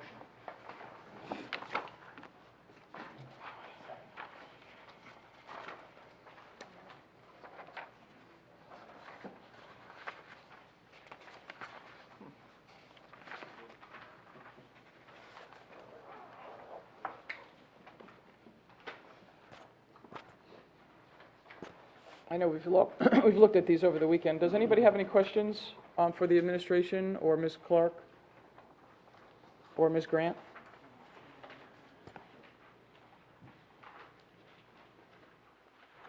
Does anybody need additional time? No? Seeing none, Mr. DeQuilla, would you mind? Agenda items A1 through A25. Mr. Gilfillan? Yes. Ms. Chigarelli? Yes. Ms. Clark? Yes. Mr. Connors? Yes. Ms. Cronin? Yes. Mr. Franz? Yes. Ms. Kenny? Yes. Mr. Nonamaker? Yes. And Ms. Weber. Yes. Agenda items A1 to 25 pass 9-0. Thank you. Moving on to finance and facilities, Mr. Gilfillan. Yes, I'd like to move action items B1 through 24 on your regular agenda. And I would second that motion. While you're running through, just a couple of thank yous. One to the Milton Avenue School PTO. We're donating $675 for the funding of a buddy bench, including engraving. Acceptance from the Chatham Athletic Booster Club in the amount of $1,900.25 to be used for the purchase of equipment for the district for the upcoming season. And last but not least, my kind of donation, Milton Avenue School. PTO is donating $149.75 for the funding of a Lego Education We Do construction set. Mr. Nonamaker, I'm sure you'd love that one yourself. Yes.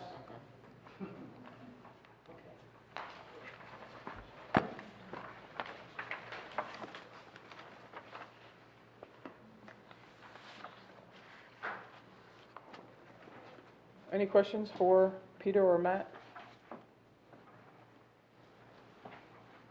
No, seeing none, Mr. DeQuilla? Agenda items B1 through B24. Mr. Gilfillan? Yes. Ms. Chigarelli?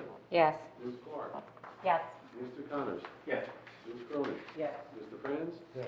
Ms. Kenny? Yes. Mr. Nonamaker? Yes. And Ms. Weber. Yes. Agenda items pass 9-0. Thank you. Ms. Kenny, moving on to curriculum. Yes, I'd like to move action items C1 and C2 for vote. I'd second the motion.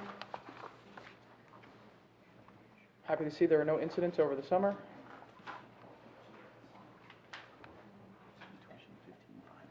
Yeah. Any other questions for Ms. Kenny or Ms. Chase?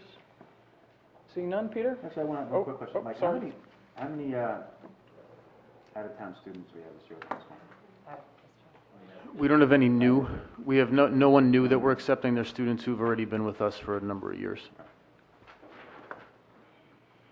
Any other questions? No, seeing none. Peter, if you wouldn't mind.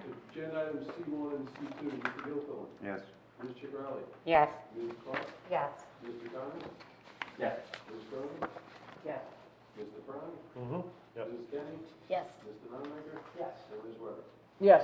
Agenda items pass 9-0. Moving on to Mr. Franz for policy, for a number of policies. I'm I move action items D1, D2. I'll second the motion. Any additional questions or comments? My one issue with the policy, one big issue was that, Which one, where there's four on the table? The policy for the parents. Athletic code of conduct and parent code Yes. of conduct for interscholastic athletics? The athletic parent code of conduct. It doesn't say on mine. Yeah, it doesn't have, oh, I see, athletic code of conduct for parent. Was that, my big issue was like getting a schedule. I completely agree with the concept, but it said that parents can't ask the coaches about schedules. And that's fine for, okay, the kids can ask the coach about the schedule, but if the coach doesn't do a schedule, you can't plan. You can't book doctor appointment, you can't do anything if coaches aren't required to give out schedules. Although, The student asks the coach, and the coach is not giving out a schedule. So it's like, my big issue is, I think it needs to be required that the coaches have to provide schedules for the season. Don't they have to do that through the school district anyway? It's on the right, athletics which would be page. They don't outside hand of them this, out. but I think that's outside the No, they scope don't of physically this hand them out, but we can download them. conduct. But in the policy that the parents have to sign, it says that the parents won't ask the coach about a schedule and the timing. So we've already had a situation, we've had the athletes ask the coach. Right now, it's confirmation time, and everyone's got to pick their confirmation. And the coach didn't, we can't ask, students ask, the athletes ask. The coach won't, just says, here's your schedule for the week. I can't tell you what's going to happen in October. But I think that's addressed under communication, I'm sorry, Phil. And changes to the schedule is addressed under that as well, under the parent code of conduct. But it says that a parent can ask. So if the athletes ask, No, parents may subscribe to notifications and updates regarding changes to athletic events at the Northwest through the athletic conference website. Yeah, I think, Kim, one of the issues, it's all about practices, look, not games. Kim, one of the things that we want to get away from is having 18 different coaches during the course of a season maintain private email addresses for 50 or 60 parents. So our coaches all have a school district email address, which is better for them to use all the time because we can monitor it. We have a catalog of what kind of communication has gone back and forth. So the expectation is that the coach will communicate scheduling activities, whether it's practice or games or changes of schedules as appropriate via that email address to the kids who are the student athletes who are already in the system.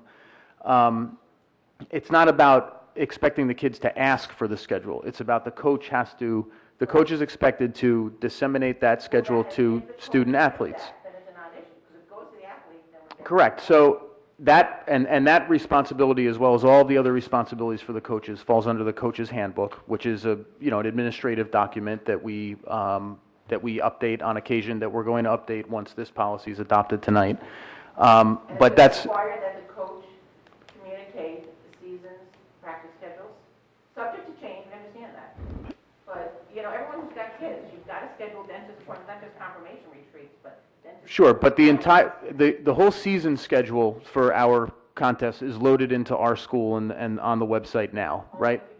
The practice schedule for some activities is the same every day. I mean, it's right after school, and there is no gym time that you have to juggle. We're meeting at Cougar Field at 2:45 or 3 o'clock, and that's the practice.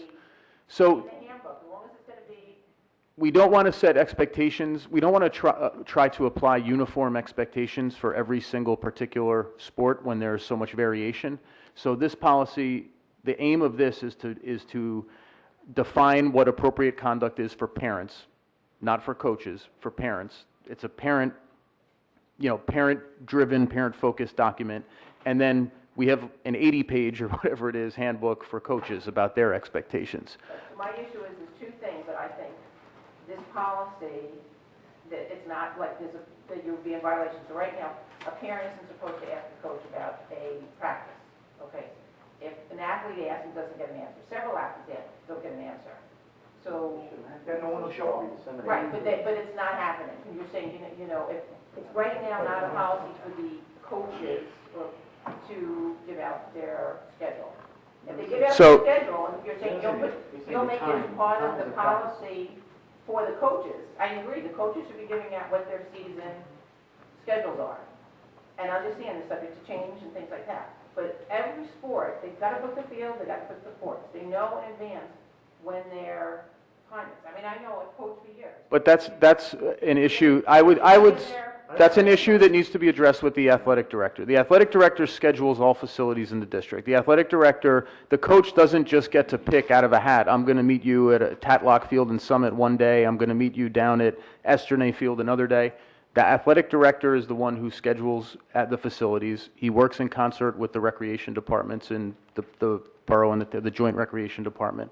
So that's something where if kids somehow are not getting any have no idea where they're supposed to report for practice, that's a phone call into the athletic director's office to say, we've got 30 kids who don't know where they're going today. I don't think, though, this policy, the spirit of this policy isn't to define and address that kind of stuff. Has that ever happened where 30 kids didn't know where they were going for practice? I'm sure that, if we have rain or something, I'm sure that there are times when things get lost. And that's another reason we want everyone in the habit of looking at the district email. We want the coaches to be communicating via district email. If they want to send a Twitter message out, because anyone can follow via Twitter, that's fine. They should be backing it up with district email. And the students should be in the habit of checking district email, because they can do it in the library if they don't have a cell phone, or they can do it. Right, so I don't disagree, you know, this is obviously not something that should be involved with parents, but I just look at, when I've got to sign a document, you know, parents have to sign, you want to just make sure that it's going to be doable. And I just think that it has to be, like last night, 11:30 p.m., an email came out about 11:30 meeting. I was down the shore, there's no way, and I had commitment, I had some people from Florida, I couldn't get my kid back by 11:30 this morning. So, like, first of all, I wasn't even on at 11:30 a.m. or p.m. I was on this morning. I know some people couldn't get back. So it came out at 11:30 p.m. last night. I'm just giving you an example. It's a good example, and it's the same example that we have with teachers, right? We have teachers who I've had the same complaint either as a principal or in another position of teachers who send out the homework assignment at 10 o'clock at night, even though they didn't mention anything during the day.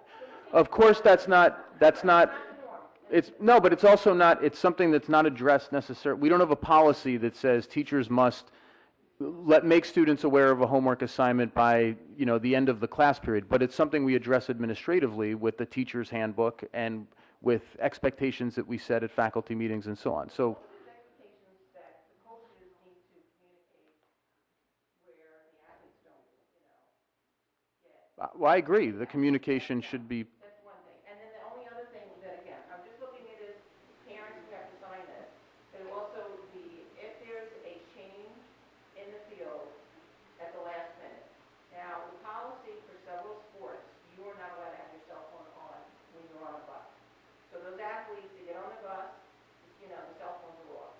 They get out of class at 2:36, the bus leaves at 2:50.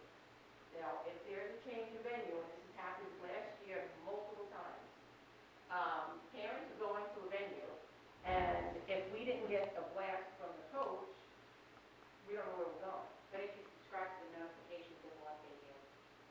So So if you subscribe to the notifications on New Jersey Athletic website, and there is a change in venue, you will get an update on your phone. But if those That- last minute changes, Yes, you will, because Bill Librera updates that as he finds out. So as soon as the coach finds out, Librera finds out, he puts it in the system, and the system will notify you. I've had it happen to me before. On my way to a game, and they gave us a field change. Yeah. Yeah, it does happen. It But does also, happen. this policy doesn't try to define communication between student, athlete, and their parent. So that issue might be one where we can't, if there's a scheduled, it doesn't say anything about kids not allowed to have cell phones on a bus. the children are responsible to tell their parents the last minute changes. So my point was, if the student It does not say that. It does not say what the child's responsibility is with communication with the parent. it said that, the parents will, it said something about last minute changes needed to be communicated. I don't have the policy, it's not in the back. I don't bring mine with me. It's- So, again, I'm just trying to make it as reasonable that, it wasn't going to be something that was, I just want to make sure the coaches have responsibilities there. And I'll bring that all back to Mr. Librera and make sure that kids are able to communicate with their parents in the event that they, you know, they. Part of the 8-page handbook.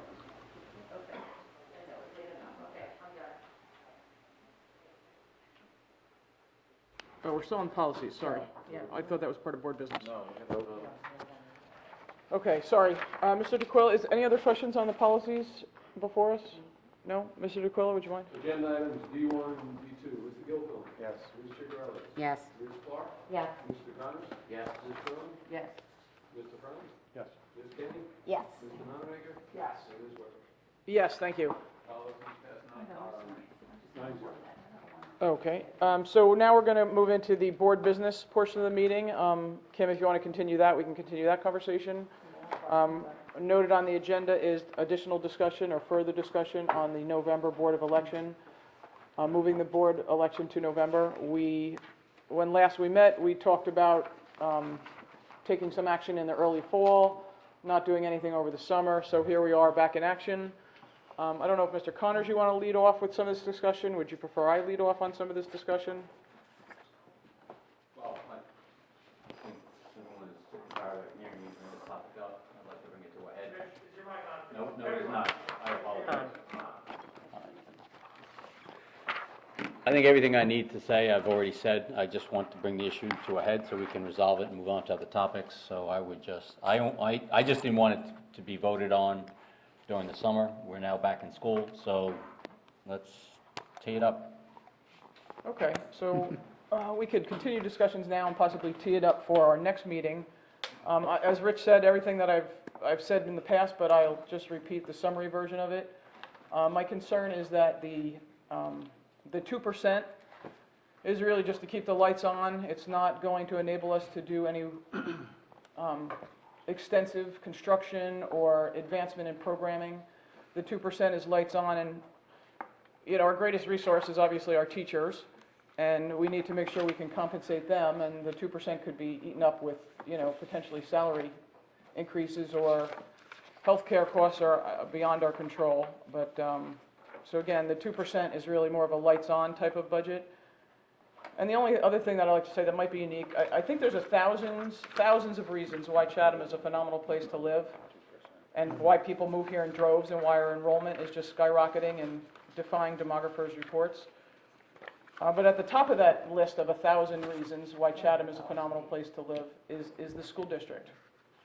And while many of us here may be sunsetting our time in the district, it is our responsibility as a board to make sure the school district has the funds and the resources they need to continue to offer, or at least maintain, because I don't believe 2% allows a tremendous amount of extravagant growth, but at least at a bare minimum, maintain the quality of education and the teachers and the administrators that are currently here.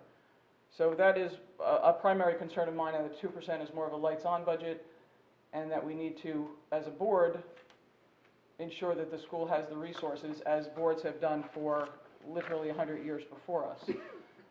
I welcome any other comments, everything else I've said in the past, but Just one based on that, Pete, can you explain to us, because as part of the formula for overage of the 2% is allowance for enrollment growth?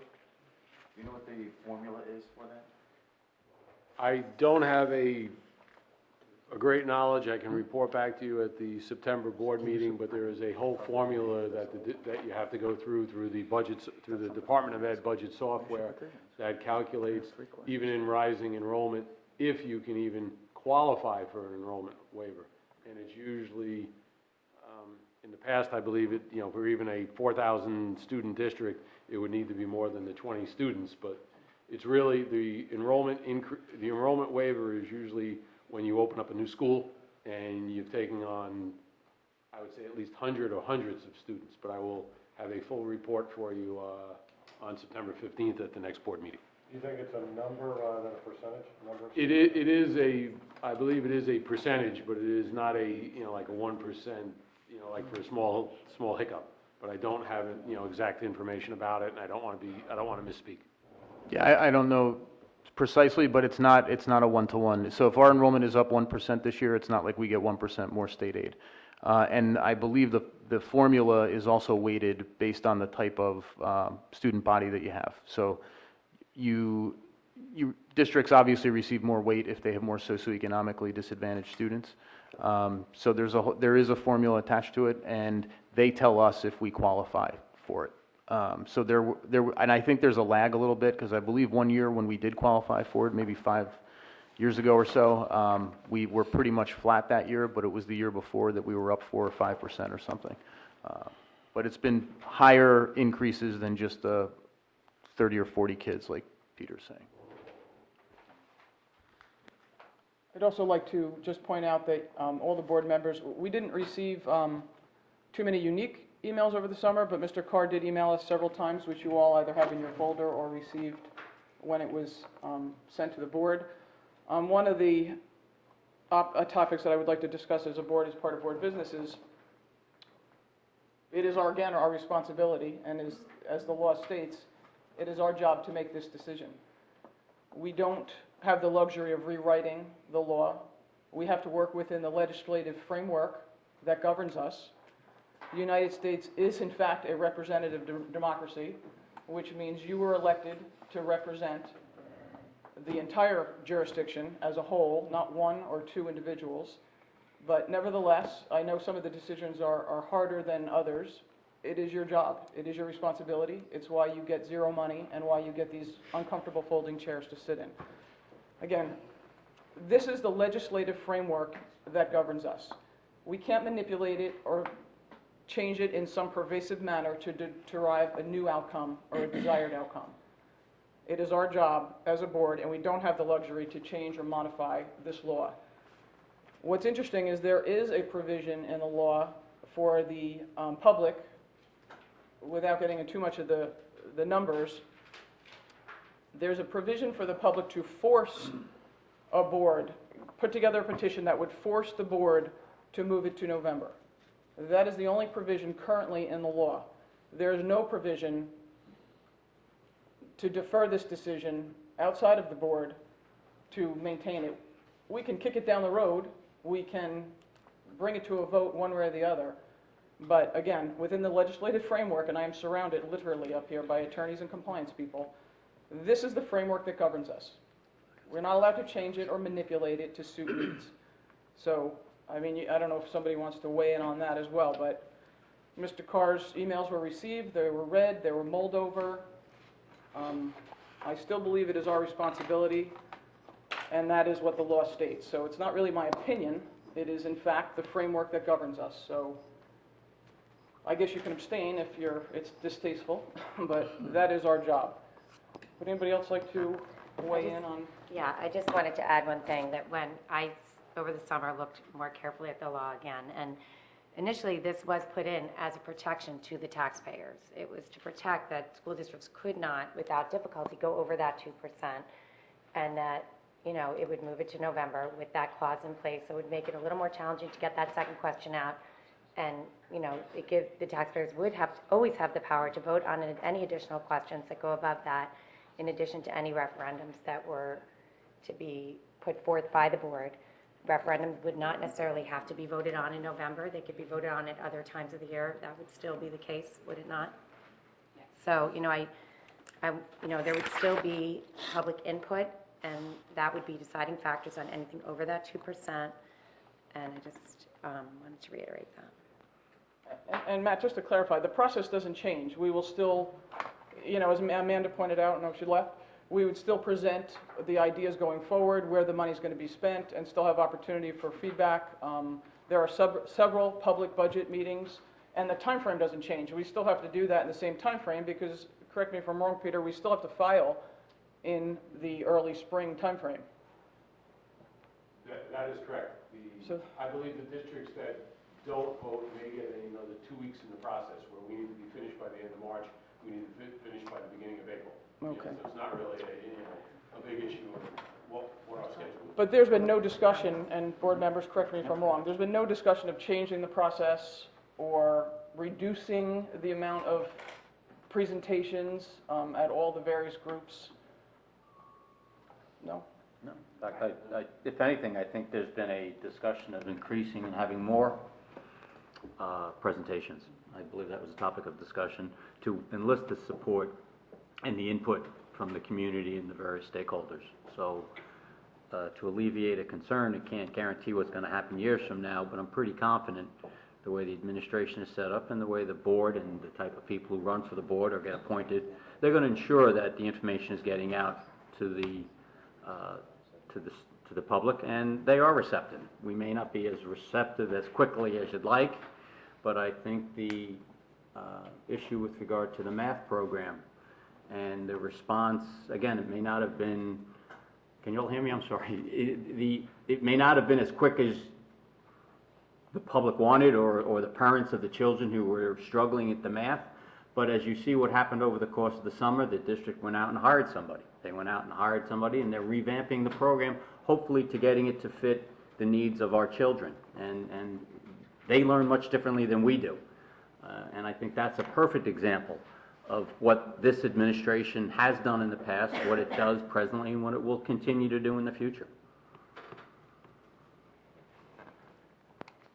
I guess I agree with Rich that we have been talking about this for a long time, but I do agree with Rich that we have been talking about this for a long time, but I guess I would, but we haven't actually said when we were going to vote. I guess I feel more comfortable saying we will vote on this date, and not just. Yeah, I think I would like to get there now. And say, you know, and, I mean, not go up for a vote today. No.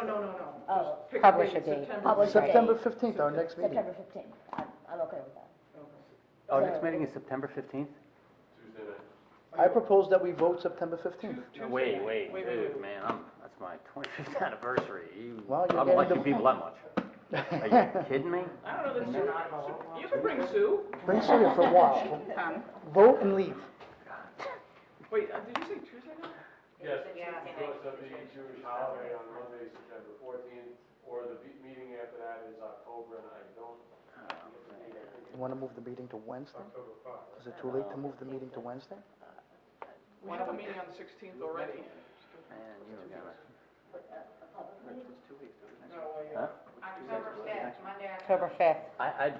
I'd like to be here for the vote, you know, but October I do all have right. a Then do marriage I October like to 5th. maintain to a certain October degree. 5th then. Oh, no, October 5th. Perfect. my wedding anniversary is. Your wife can't stand you, who cares? If you could, I'd appreciate it, because October 5th.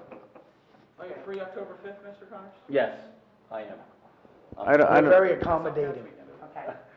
The only other option, just as you're throwing it back and forth, we have back-to-back meetings, the 15th and the 16th. We have 2 committee meetings on the 16th, so if you wanted to flip them, wouldn't make a difference. I don't know. So we could change the. I don't know that that's necessary. I mean, is everybody comfortable with October 5th? I mean, Yes. I am. My okay. divorce attorney's pretty That's a bummed out Monday. about that. Stick with the regular. Yeah, I have no, I think we should stick, people expect it to Sue, be on I'm a so Monday. sorry. Yeah, exactly. I would agree, I would agree. For the public's I didn't realize the 15th was a Tuesday. October 5th, Monday, there we go. Must be like a proxy. So, Mr. DeQuilla, if you would cue that up on the agenda then for October 5th, and continue to add it to the board business as an item for discussion for September 15th, and please note that Mr. Connors will likely be absent, if he knows what's good for him. And then on October 5th, he could not say yes to the minutes.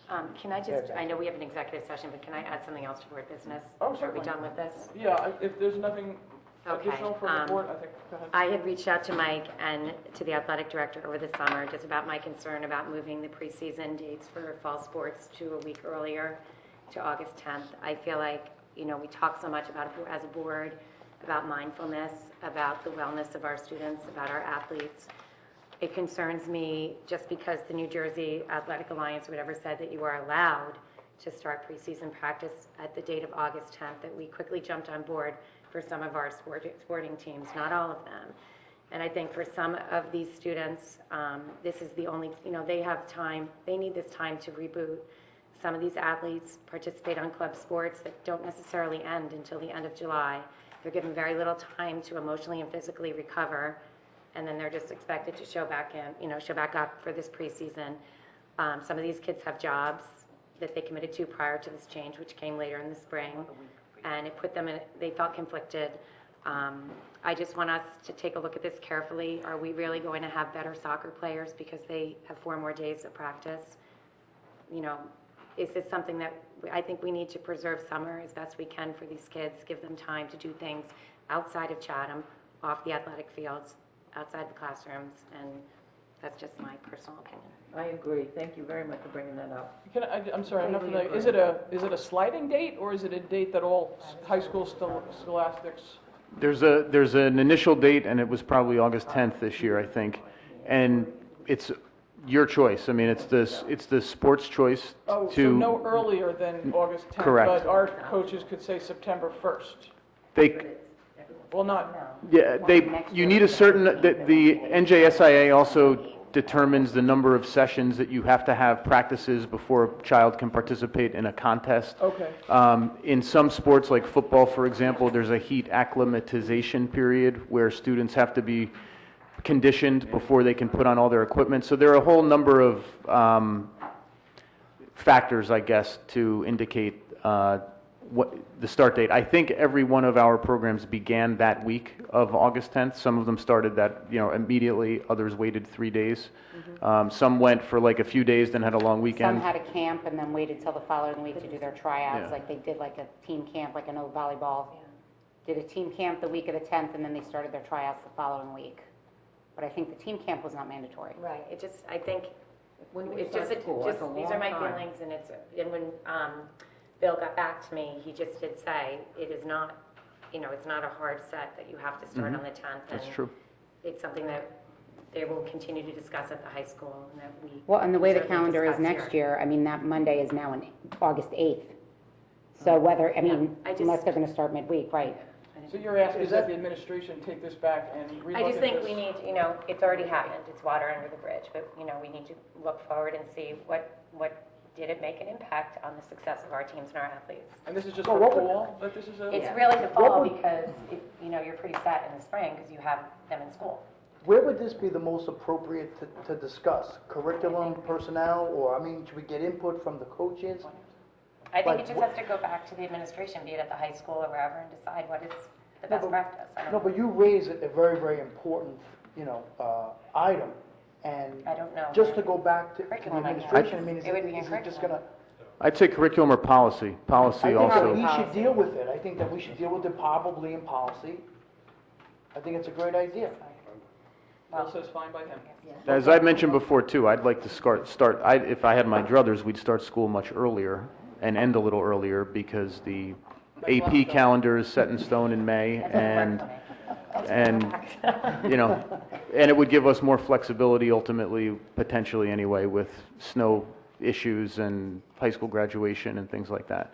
But the understanding would be then the school year would end earlier as well, not just begin earlier. But I think that that's a very, very important issue that's been raised, and I think that we should refer it back to policy, and that we do resolve it one way or the other. It is unusually early. Unusually early, I would say. But I think we should also get the input of the people involved, The coaches. the coaches and the Student student athletes. athletes. They And Mr. may, Lebrera. Oh, sorry. yeah, and they may want to That's why have I'm it. just rolling it out. Yeah, And certainly my opinion. listen, the topic is always worth discussing. But I would just like to make sure that we bring in all of the interested parties Good job. and get their input. Colleges did not move it up a week, just by so high schools actually had an extra week, just like. I don't know about that. I wrestled with An extra week. So Phil, could you cue this up at the next policy meeting? Peter, if you could make a note of that and fantastic, thank you. I don't know about Are there August 1st, I was additional up in Vegas new items? Wrestling. Right side? And wrestled all summer. Are there additional board business items to No. discuss? No, thank you. Okay, very good. Then we now have our second opportunity for public commentary. And again, I remind the board members that we have an executive session, so don't run out when the last public commentary is completed. So we have our second opportunity. Again, I apologize, we have the mic on, just on this one side, on your right side. If again, could you introduce yourself, where you live, and sign in? Thank you. Oh, I'll do it. Okay. Pass the baton. I'm gonna get the seat for my daughter.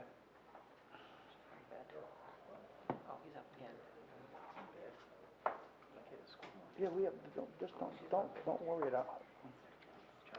Hi, my name is Stuart Carr, Crestwood Drive, once again. I guess first question on the issue of the, what legal constraints we have here.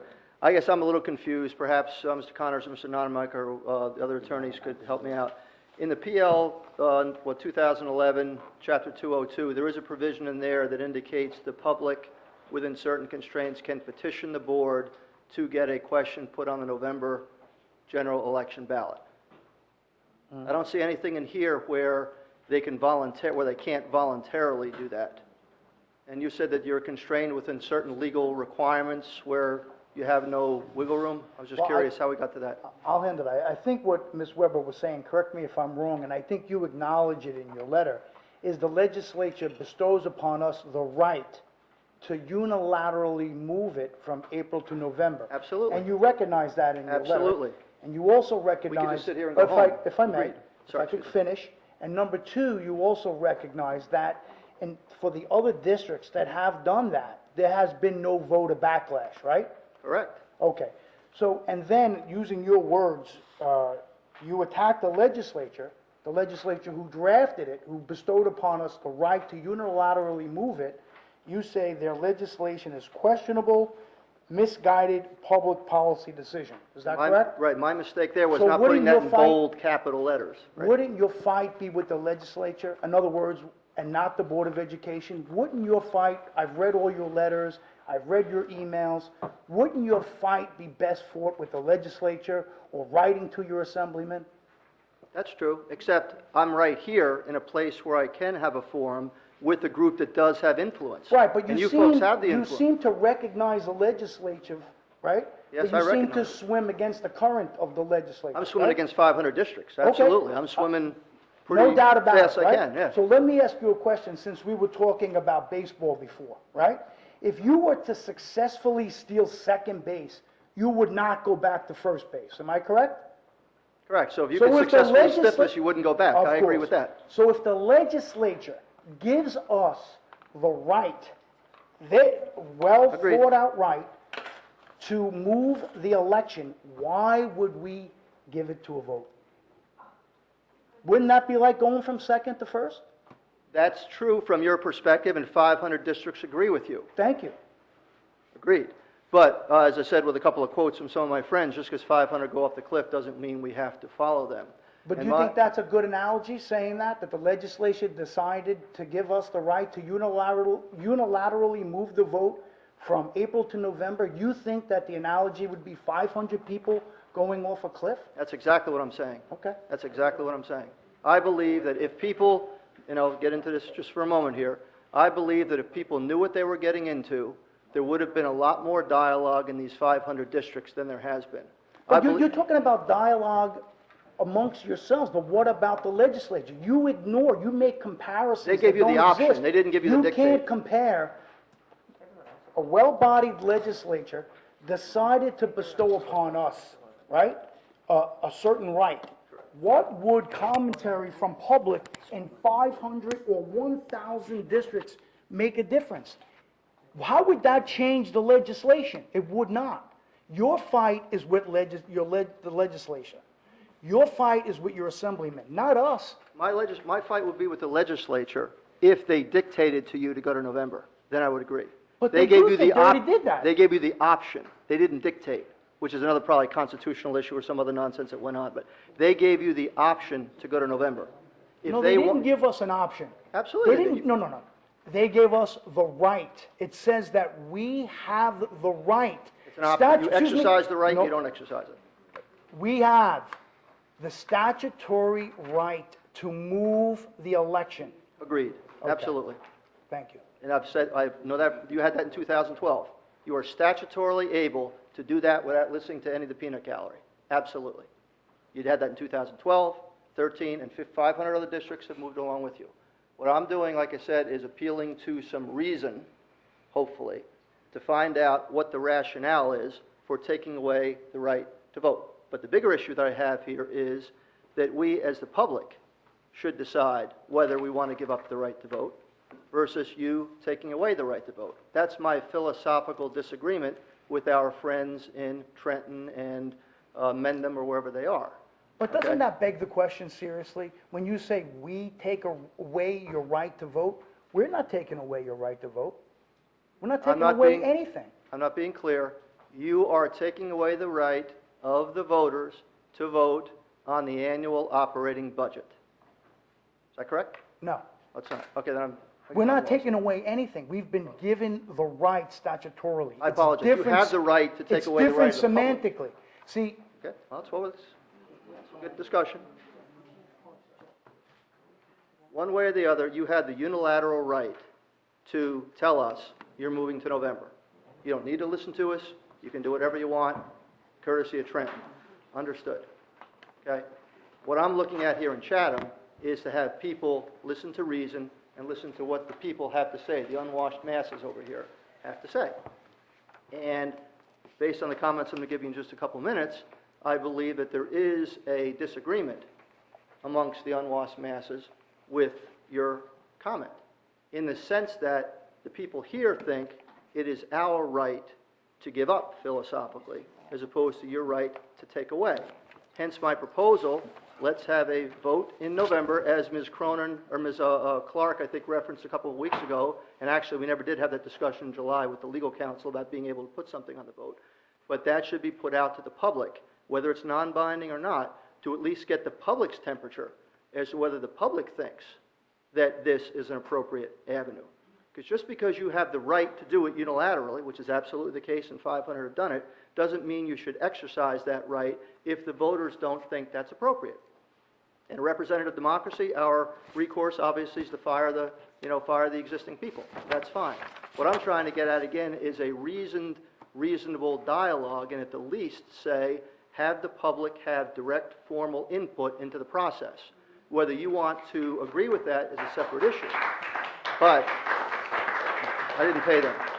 But if we have until February to make this decision for November 2016, what is the downside to having the optionality of having a November vote, which again, as we've said 100 times, apparently we can piggyback on November, so it doesn't cost the 15 grand that I thought it was going to cost the other time.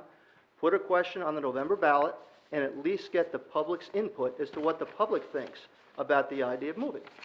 Well, Then if you decide that you don't want to follow that, you've still got 3 months to make the decision to go to November 2016, as opposed to doing this on October 5th. Mr. Carl, let me just ask you one more question. In your email, did you say that you were going to present the board with signed petitions tonight? Yes. How many, do you have them? Yes. Can you present them to us? Sure. I don't have 1,517, unfortunately, which I'm going to speak to as we speak. Do you have 100? No. No. I'll speak to that in just a moment. Anyway, so like I said, Mr. Nonamaker, again, I think we have a philosophical difference. Again, I think it was misguided policy, as I said. I acknowledge the fact you have the unilateral right. You could just vote right now and tell the people pound sand. Absolutely. Just because you have a right doesn't mean you have to exercise it. And I'm trying to convince you that we should have public dialogue input before we get there. So now to Ms. Weber's comment. I chased around a few places, and I'll talk about that in just a moment here. But I spoke with 8 people who indicated unequivocally that the BOA mandate is November, meaning it's your decision. You were given that mandate. Everything is totally clear. Unequivocally, basically, Stuart, it's nice meeting you. There's the door. That's number 1.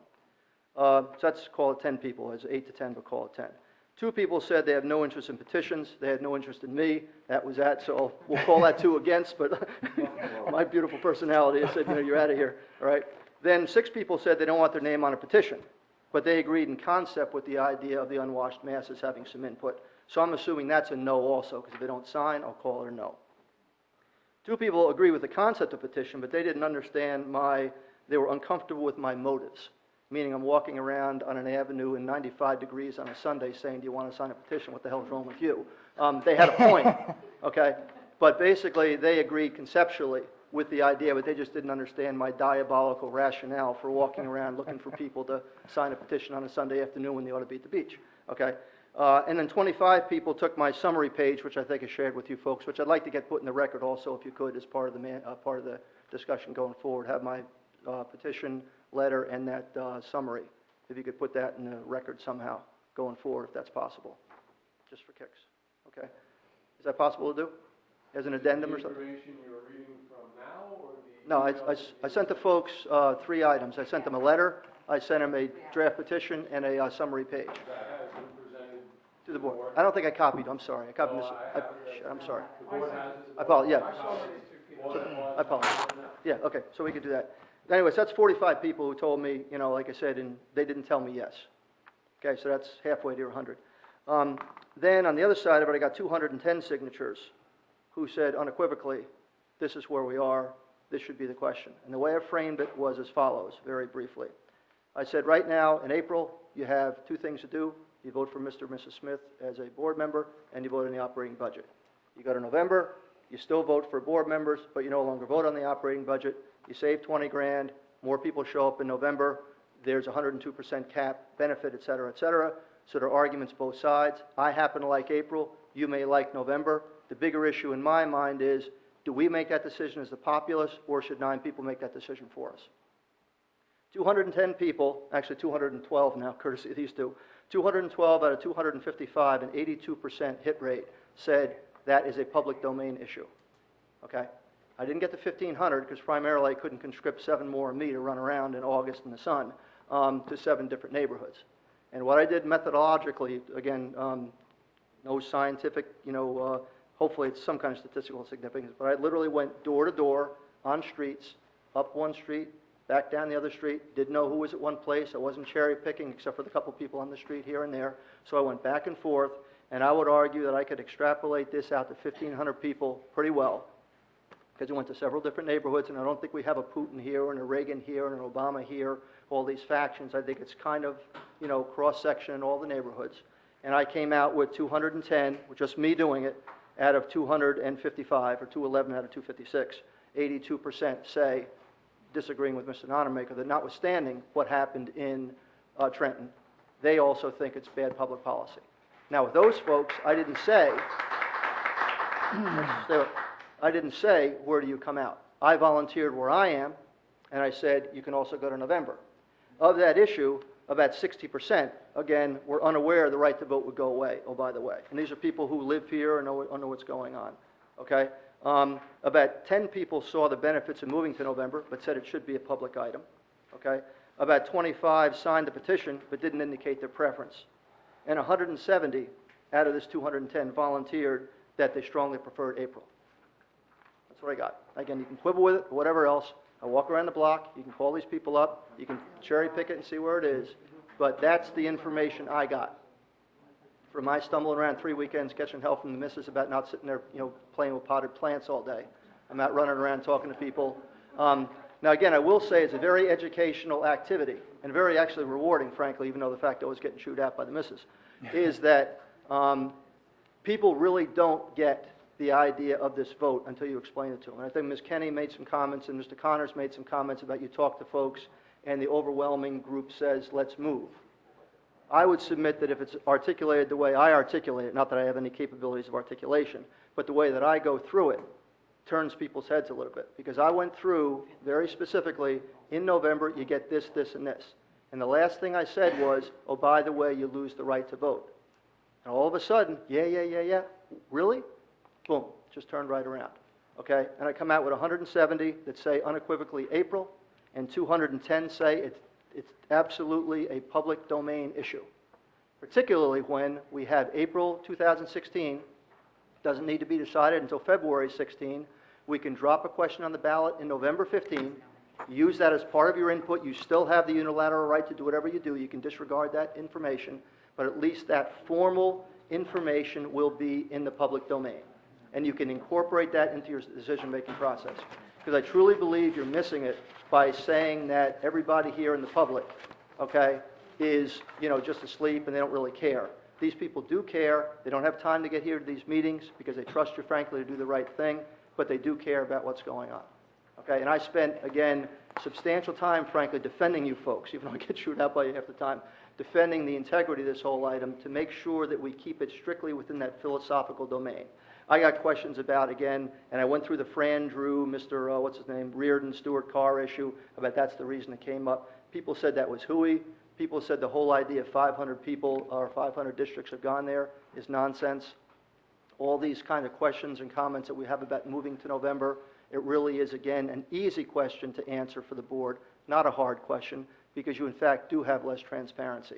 And Ms. Weber again made a comment just half jokingly a few weeks ago about now we don't have to go to 50 meetings anymore, we can go to 42 or whatever the comment was about the attending these meetings when we have to actually defend a budget versus actually just talk about a budget.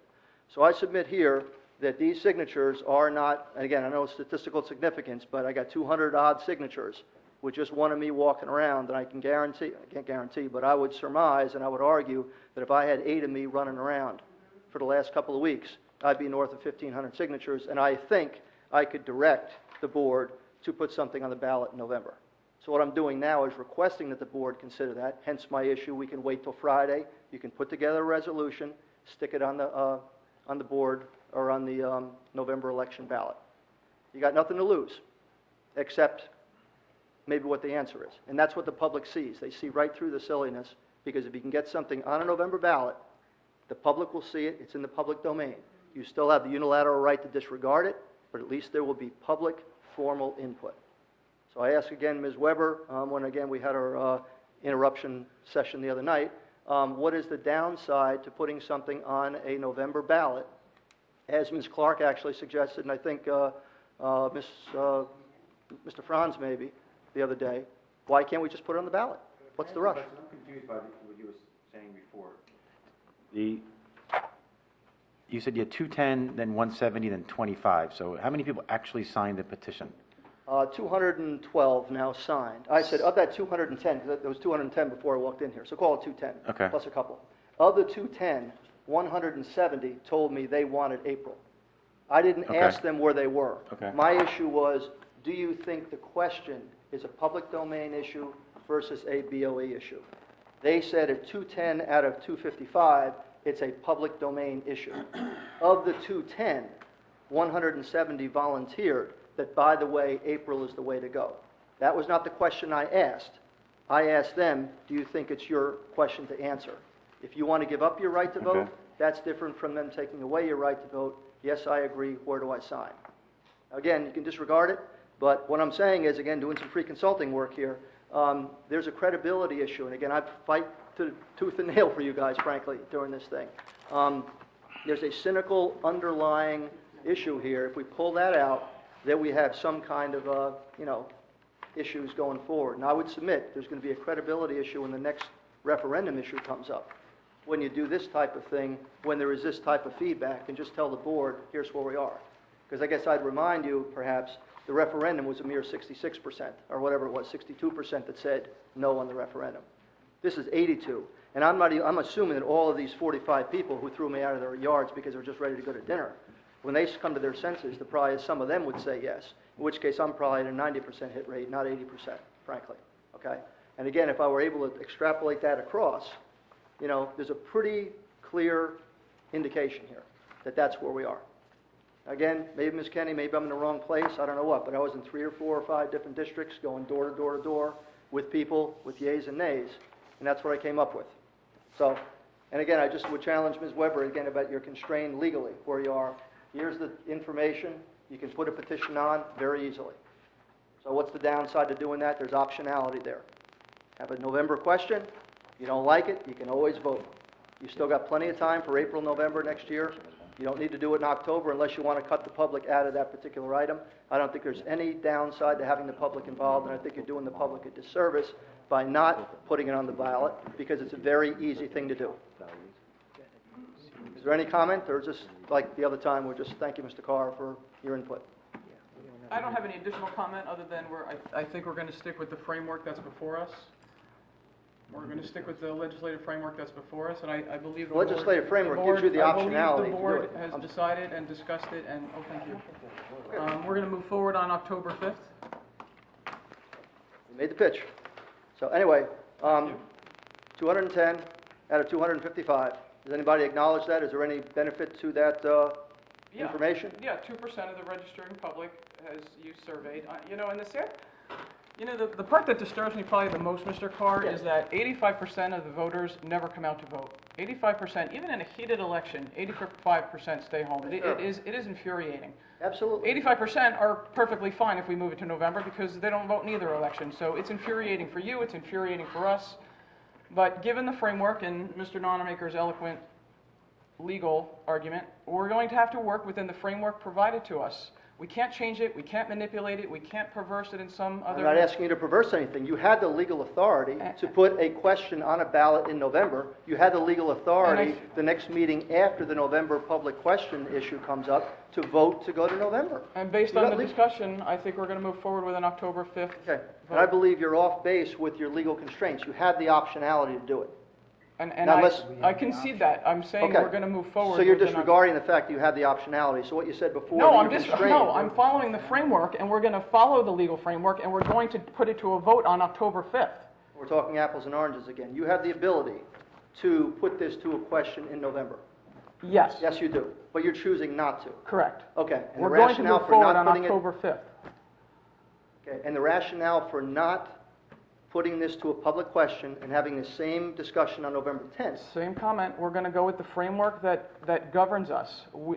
Framework that governs you gives you the option to That's move an to additional November. framework, but we're... Not additional framework. This is the public law. Mr. Carr, chapter you've 2002. asked and answered. We're going to move forward with October 5th. We can continue the repetitive circular conversation. This is not circular. This is trying to answering the question about the legal framework and the constraints. You don't have a legal constraint. You can, in fact, put this on the ballot. As Ms. Clark, indicated the other day when you asked about getting the legal folks in here in July, did you ever get that legal interpretation? I didn't hear about that. I forgot to ask about that at the last meeting. I think in June, June 15th maybe, you had raised the issue saying, hey, by the way, what if we put it out to a public vote? Yes, I got the information from... Okay, and what was the feedback from your legal counsel about that? That you could do that or you couldn't do it? What was the feedback? I forgot to ask that. I asked him to send me the law so I could look at it myself, which I did. And what was the, I think that the answer is you can place a non-binding resolution on a ballot, on a November ballot. so you can do it? Okay, good. So my question is, why not do it? What is the downside? That's my question. What's the downside? You still have the ability to go to November 15 or November 16. It doesn't appear the board chooses to. We're going to move forward with October 5th. Okay, so that's the way 9 people feel, is that this is a waste of time, and cutting the public out of the process is what the board has decided to do. I don't think it was a waste of time. I wished you had 10,000 signatures on that form. I don't think it's a waste of time Let's at all. assume I did. Then what? Then I'm I saying wish is you had I had started 82 it in April. What? They won't show up on November 8th. Then what? I know, 85% don't show up.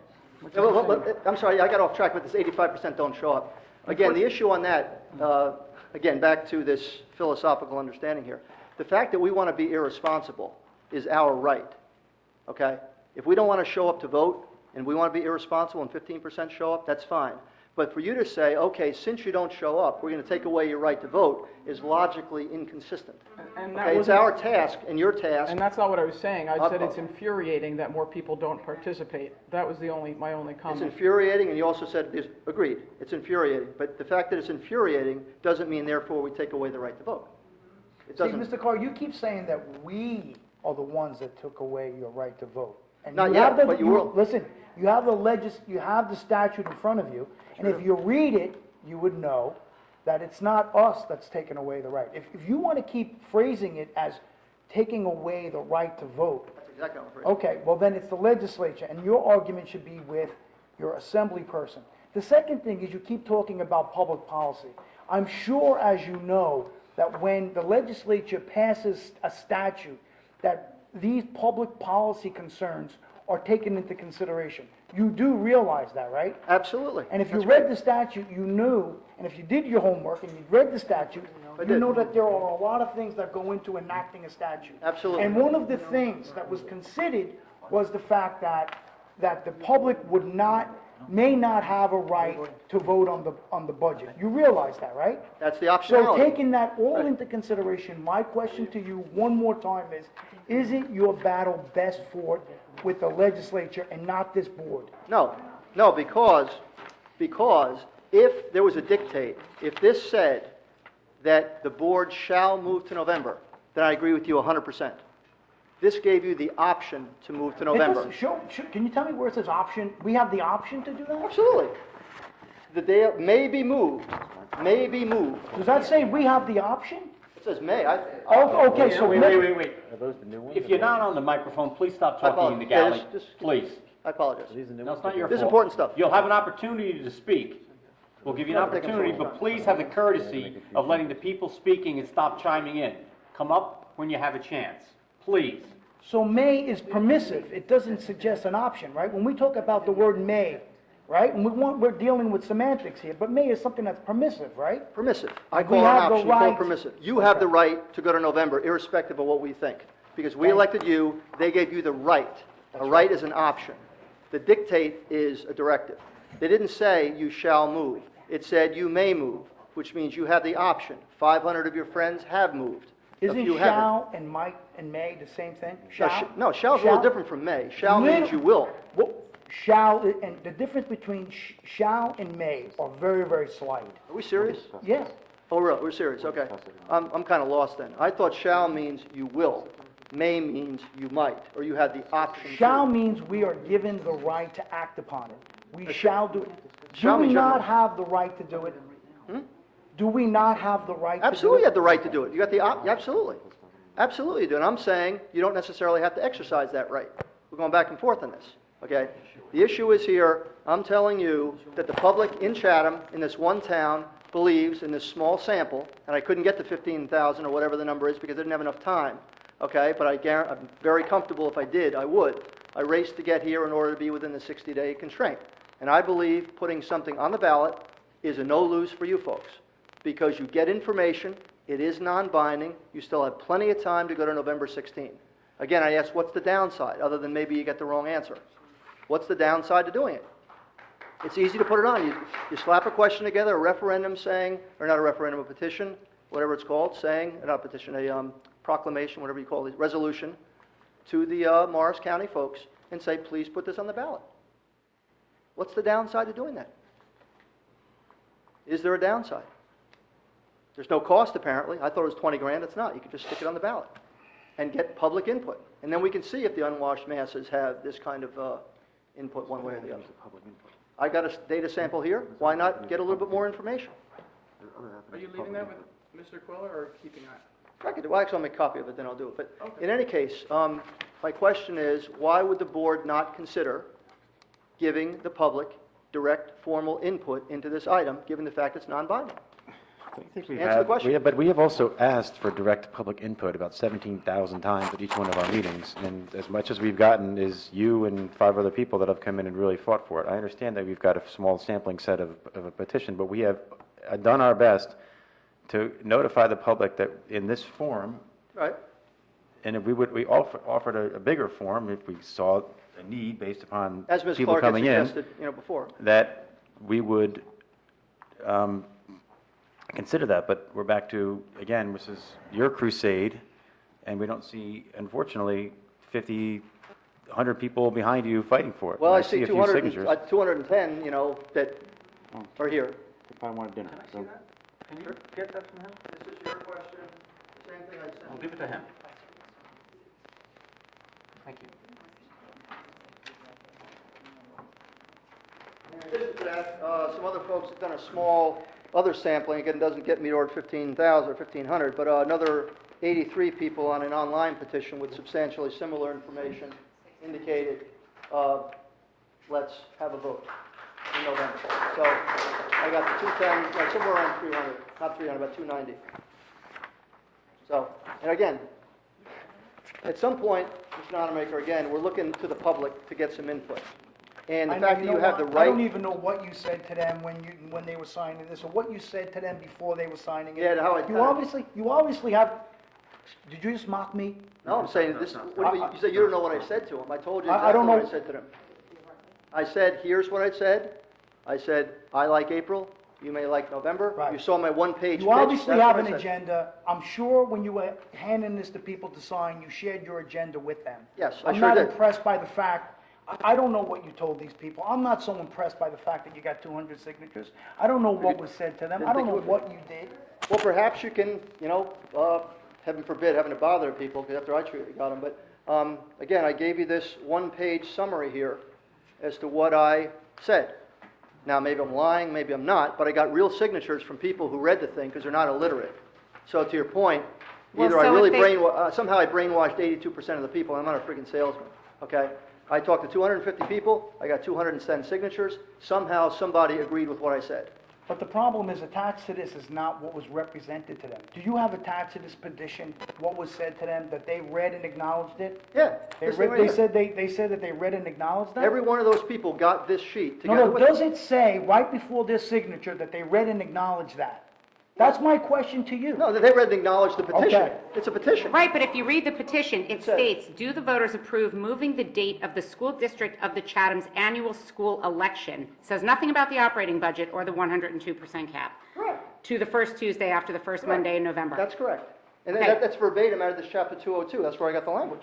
So how are we supposed to assume that what you're showing us, waving in the air, was actually given to them to read? Where does it say that I read this? Well, because either you accuse me of lying or you believe me. I'm not What I'm accusing telling you of you is lying. that's what I did. It's a very simple question. Yes. Where on this petition does it say, I, John Nonamaker, Rich Connors, Dr. Lususa, have read this document, and after reading this document, believe that the election should be moved from April to November? That's what it says.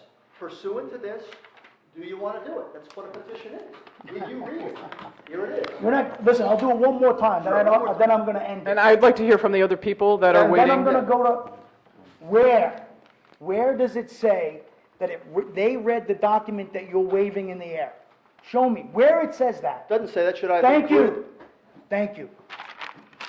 Oh, I see. So that's the reason why. That's a technicality. Thank you. Okay. If we could hear from other folks, Mr. Carr, would you be Well, I'd be so calm. Yeah. amiable to Again, could stepping I, aside? Am I chewing everybody? Yep. Okay. Well, anyway, so basically we're wasting my time. We're wasting your time, it sounds like. I don't know, I don't think you're you wasting got yourself- anybody's time. Well, Thank you, okay. Mr. Carr. I appreciate your help.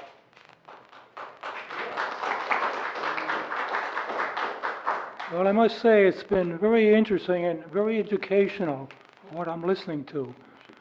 It was my name is Norman Schaefer, Dr. Norman Schaefer. I live in Chatham Borough on Fairmount Avenue. It's been my lifelong idea that boards of education represented the people of the towns they represented. I'm getting a rather disillusioned sensation tonight. I'm hearing legal technicalities just now. Now, all we're asking for is that the people of this town who are interested enough to vote should have the ability to vote on when they have the election for the education in this town. And I'm hearing things about, can you prove that they read all of this and so on? Look, we're asking you to allow the people of this town to give you their idea as to whether we should vote in April or in November. Now, as you say you have the right, you certainly do. You can say, go to hell. We don't care what you think. We're going to do what we want. And that's okay, but at least give us a chance to have the say, and you have the opportunity to put that question on the ballot as to what we would like. And we hope you will, because if you don't, I think it'd be a shame. Thank you. Thank you, Mr. Schaefer.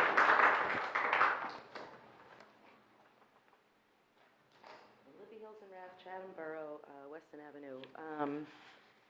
I just want to reiterate what Mr. Carr was saying is the petition, 300 people, a small sampling that he did on his own, and then we did an online survey as well, so it's about 215 and then 83. Approximately 300 people, when asked, said they would like to have a question put on this November's ballot to say, do we want to have the school budget and board member elections moved from April to November? That's the question. Am I All right. Can I ask one question based upon this, Mr. Carr? Did you actually ask them when you said, would you like to vote in April? Did you ask them if they actually voted ever in April? No. I would have loved to have seen that We sampling weren't, this set. wasn't an opinion question. This was, do you want a question I put just on asked him a November? question, ma'am. I don't need your response. I asked Well, Mr. Carr a question. I said, I love the fact that, my question would be, you want to reserve the right to vote in April. I would like to know whether or not you also asked the question, well, do you actually vote in April? Because that's a big difference in terms of. Pardon me, can me I wanting to finish promote my speaking, vote. Mr. Gilfillan? I'm at the microphone. Okay. Thank you. Keep going. The question on the petition was, would you like a question put on this November's general election ballot as to whether you want the election moved? There was no question as to whether you want it to be April or November. The question was, do you want the right to vote on moving it? That's it. No opinion involved. Thank you.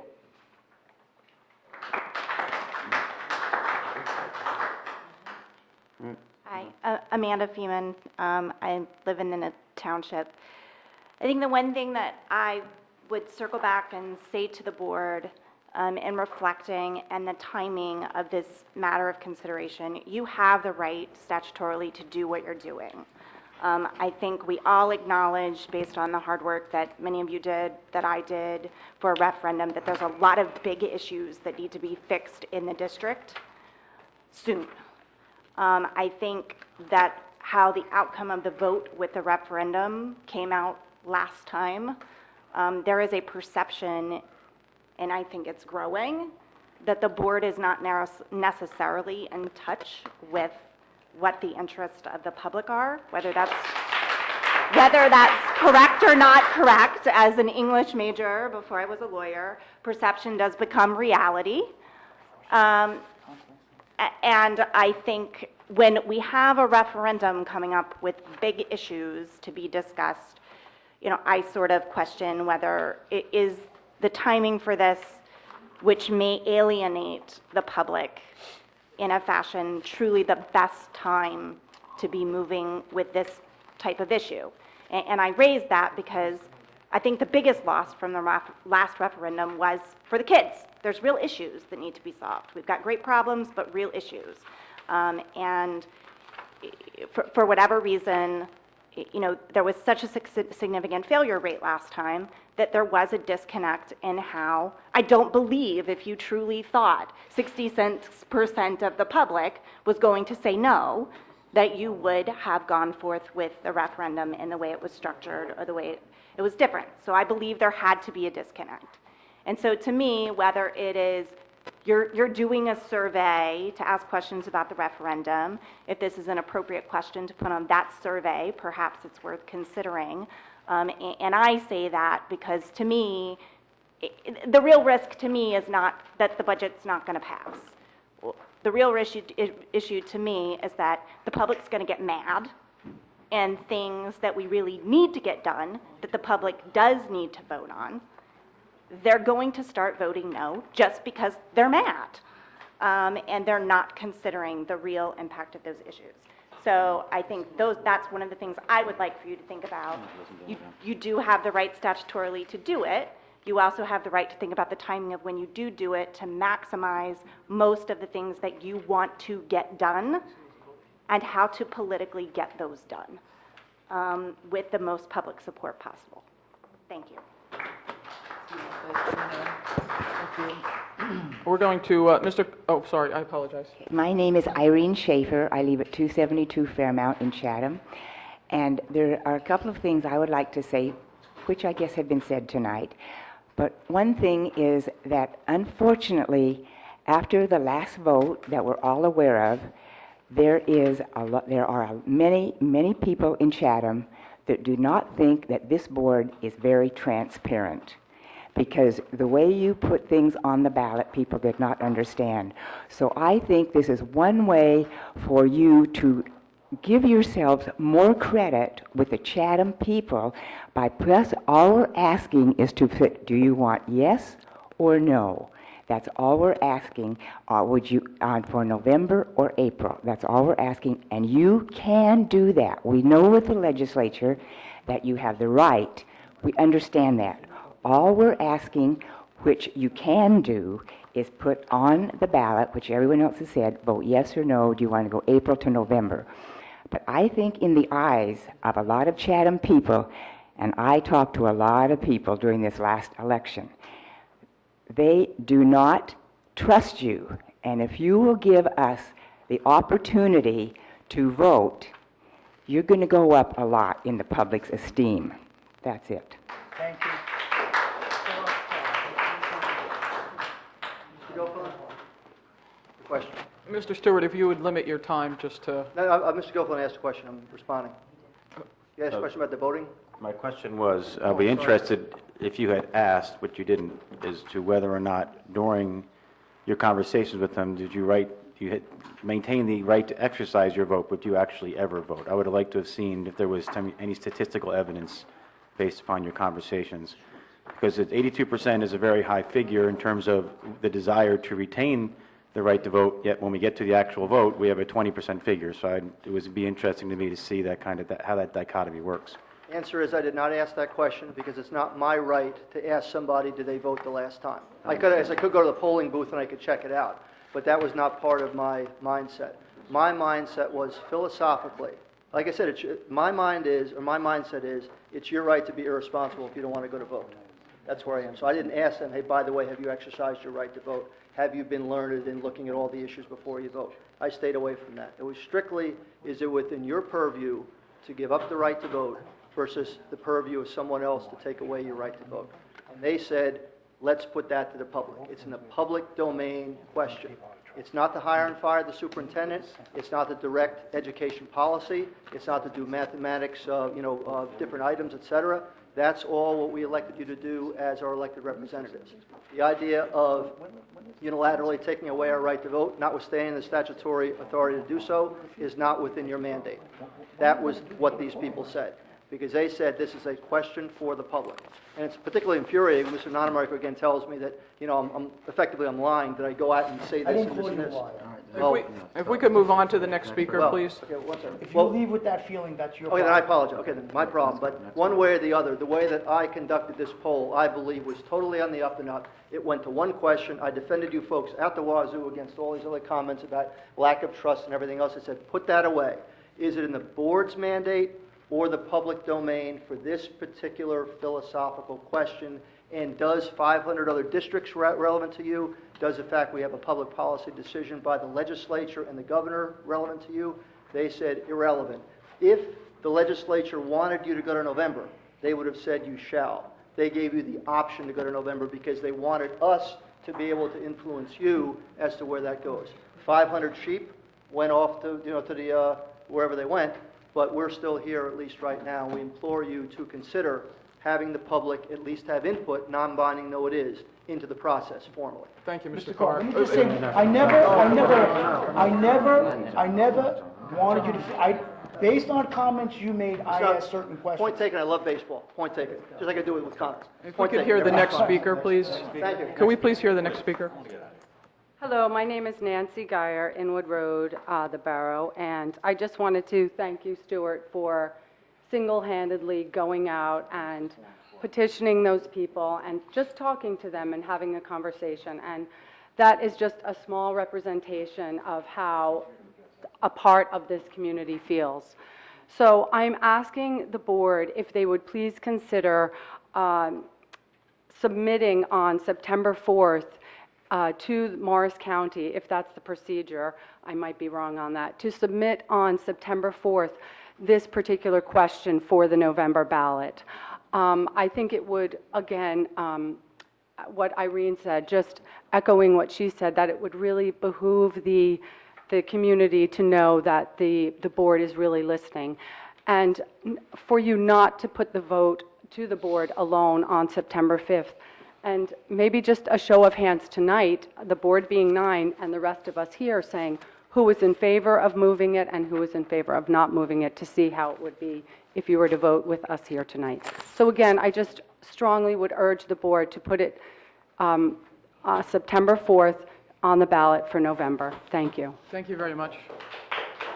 We're going to go into executive section. We're going to end the first public session, go into executive session. All those in favor? Aye. No action will be taken. No action will be taken. So we will not be, we won't be coming back into the room. Okay, and board, we'll make it a standing executive session, so don't sit, don't get comfortable. Thank you, everybody. Good night. Travel safe. Tom, thank you very much.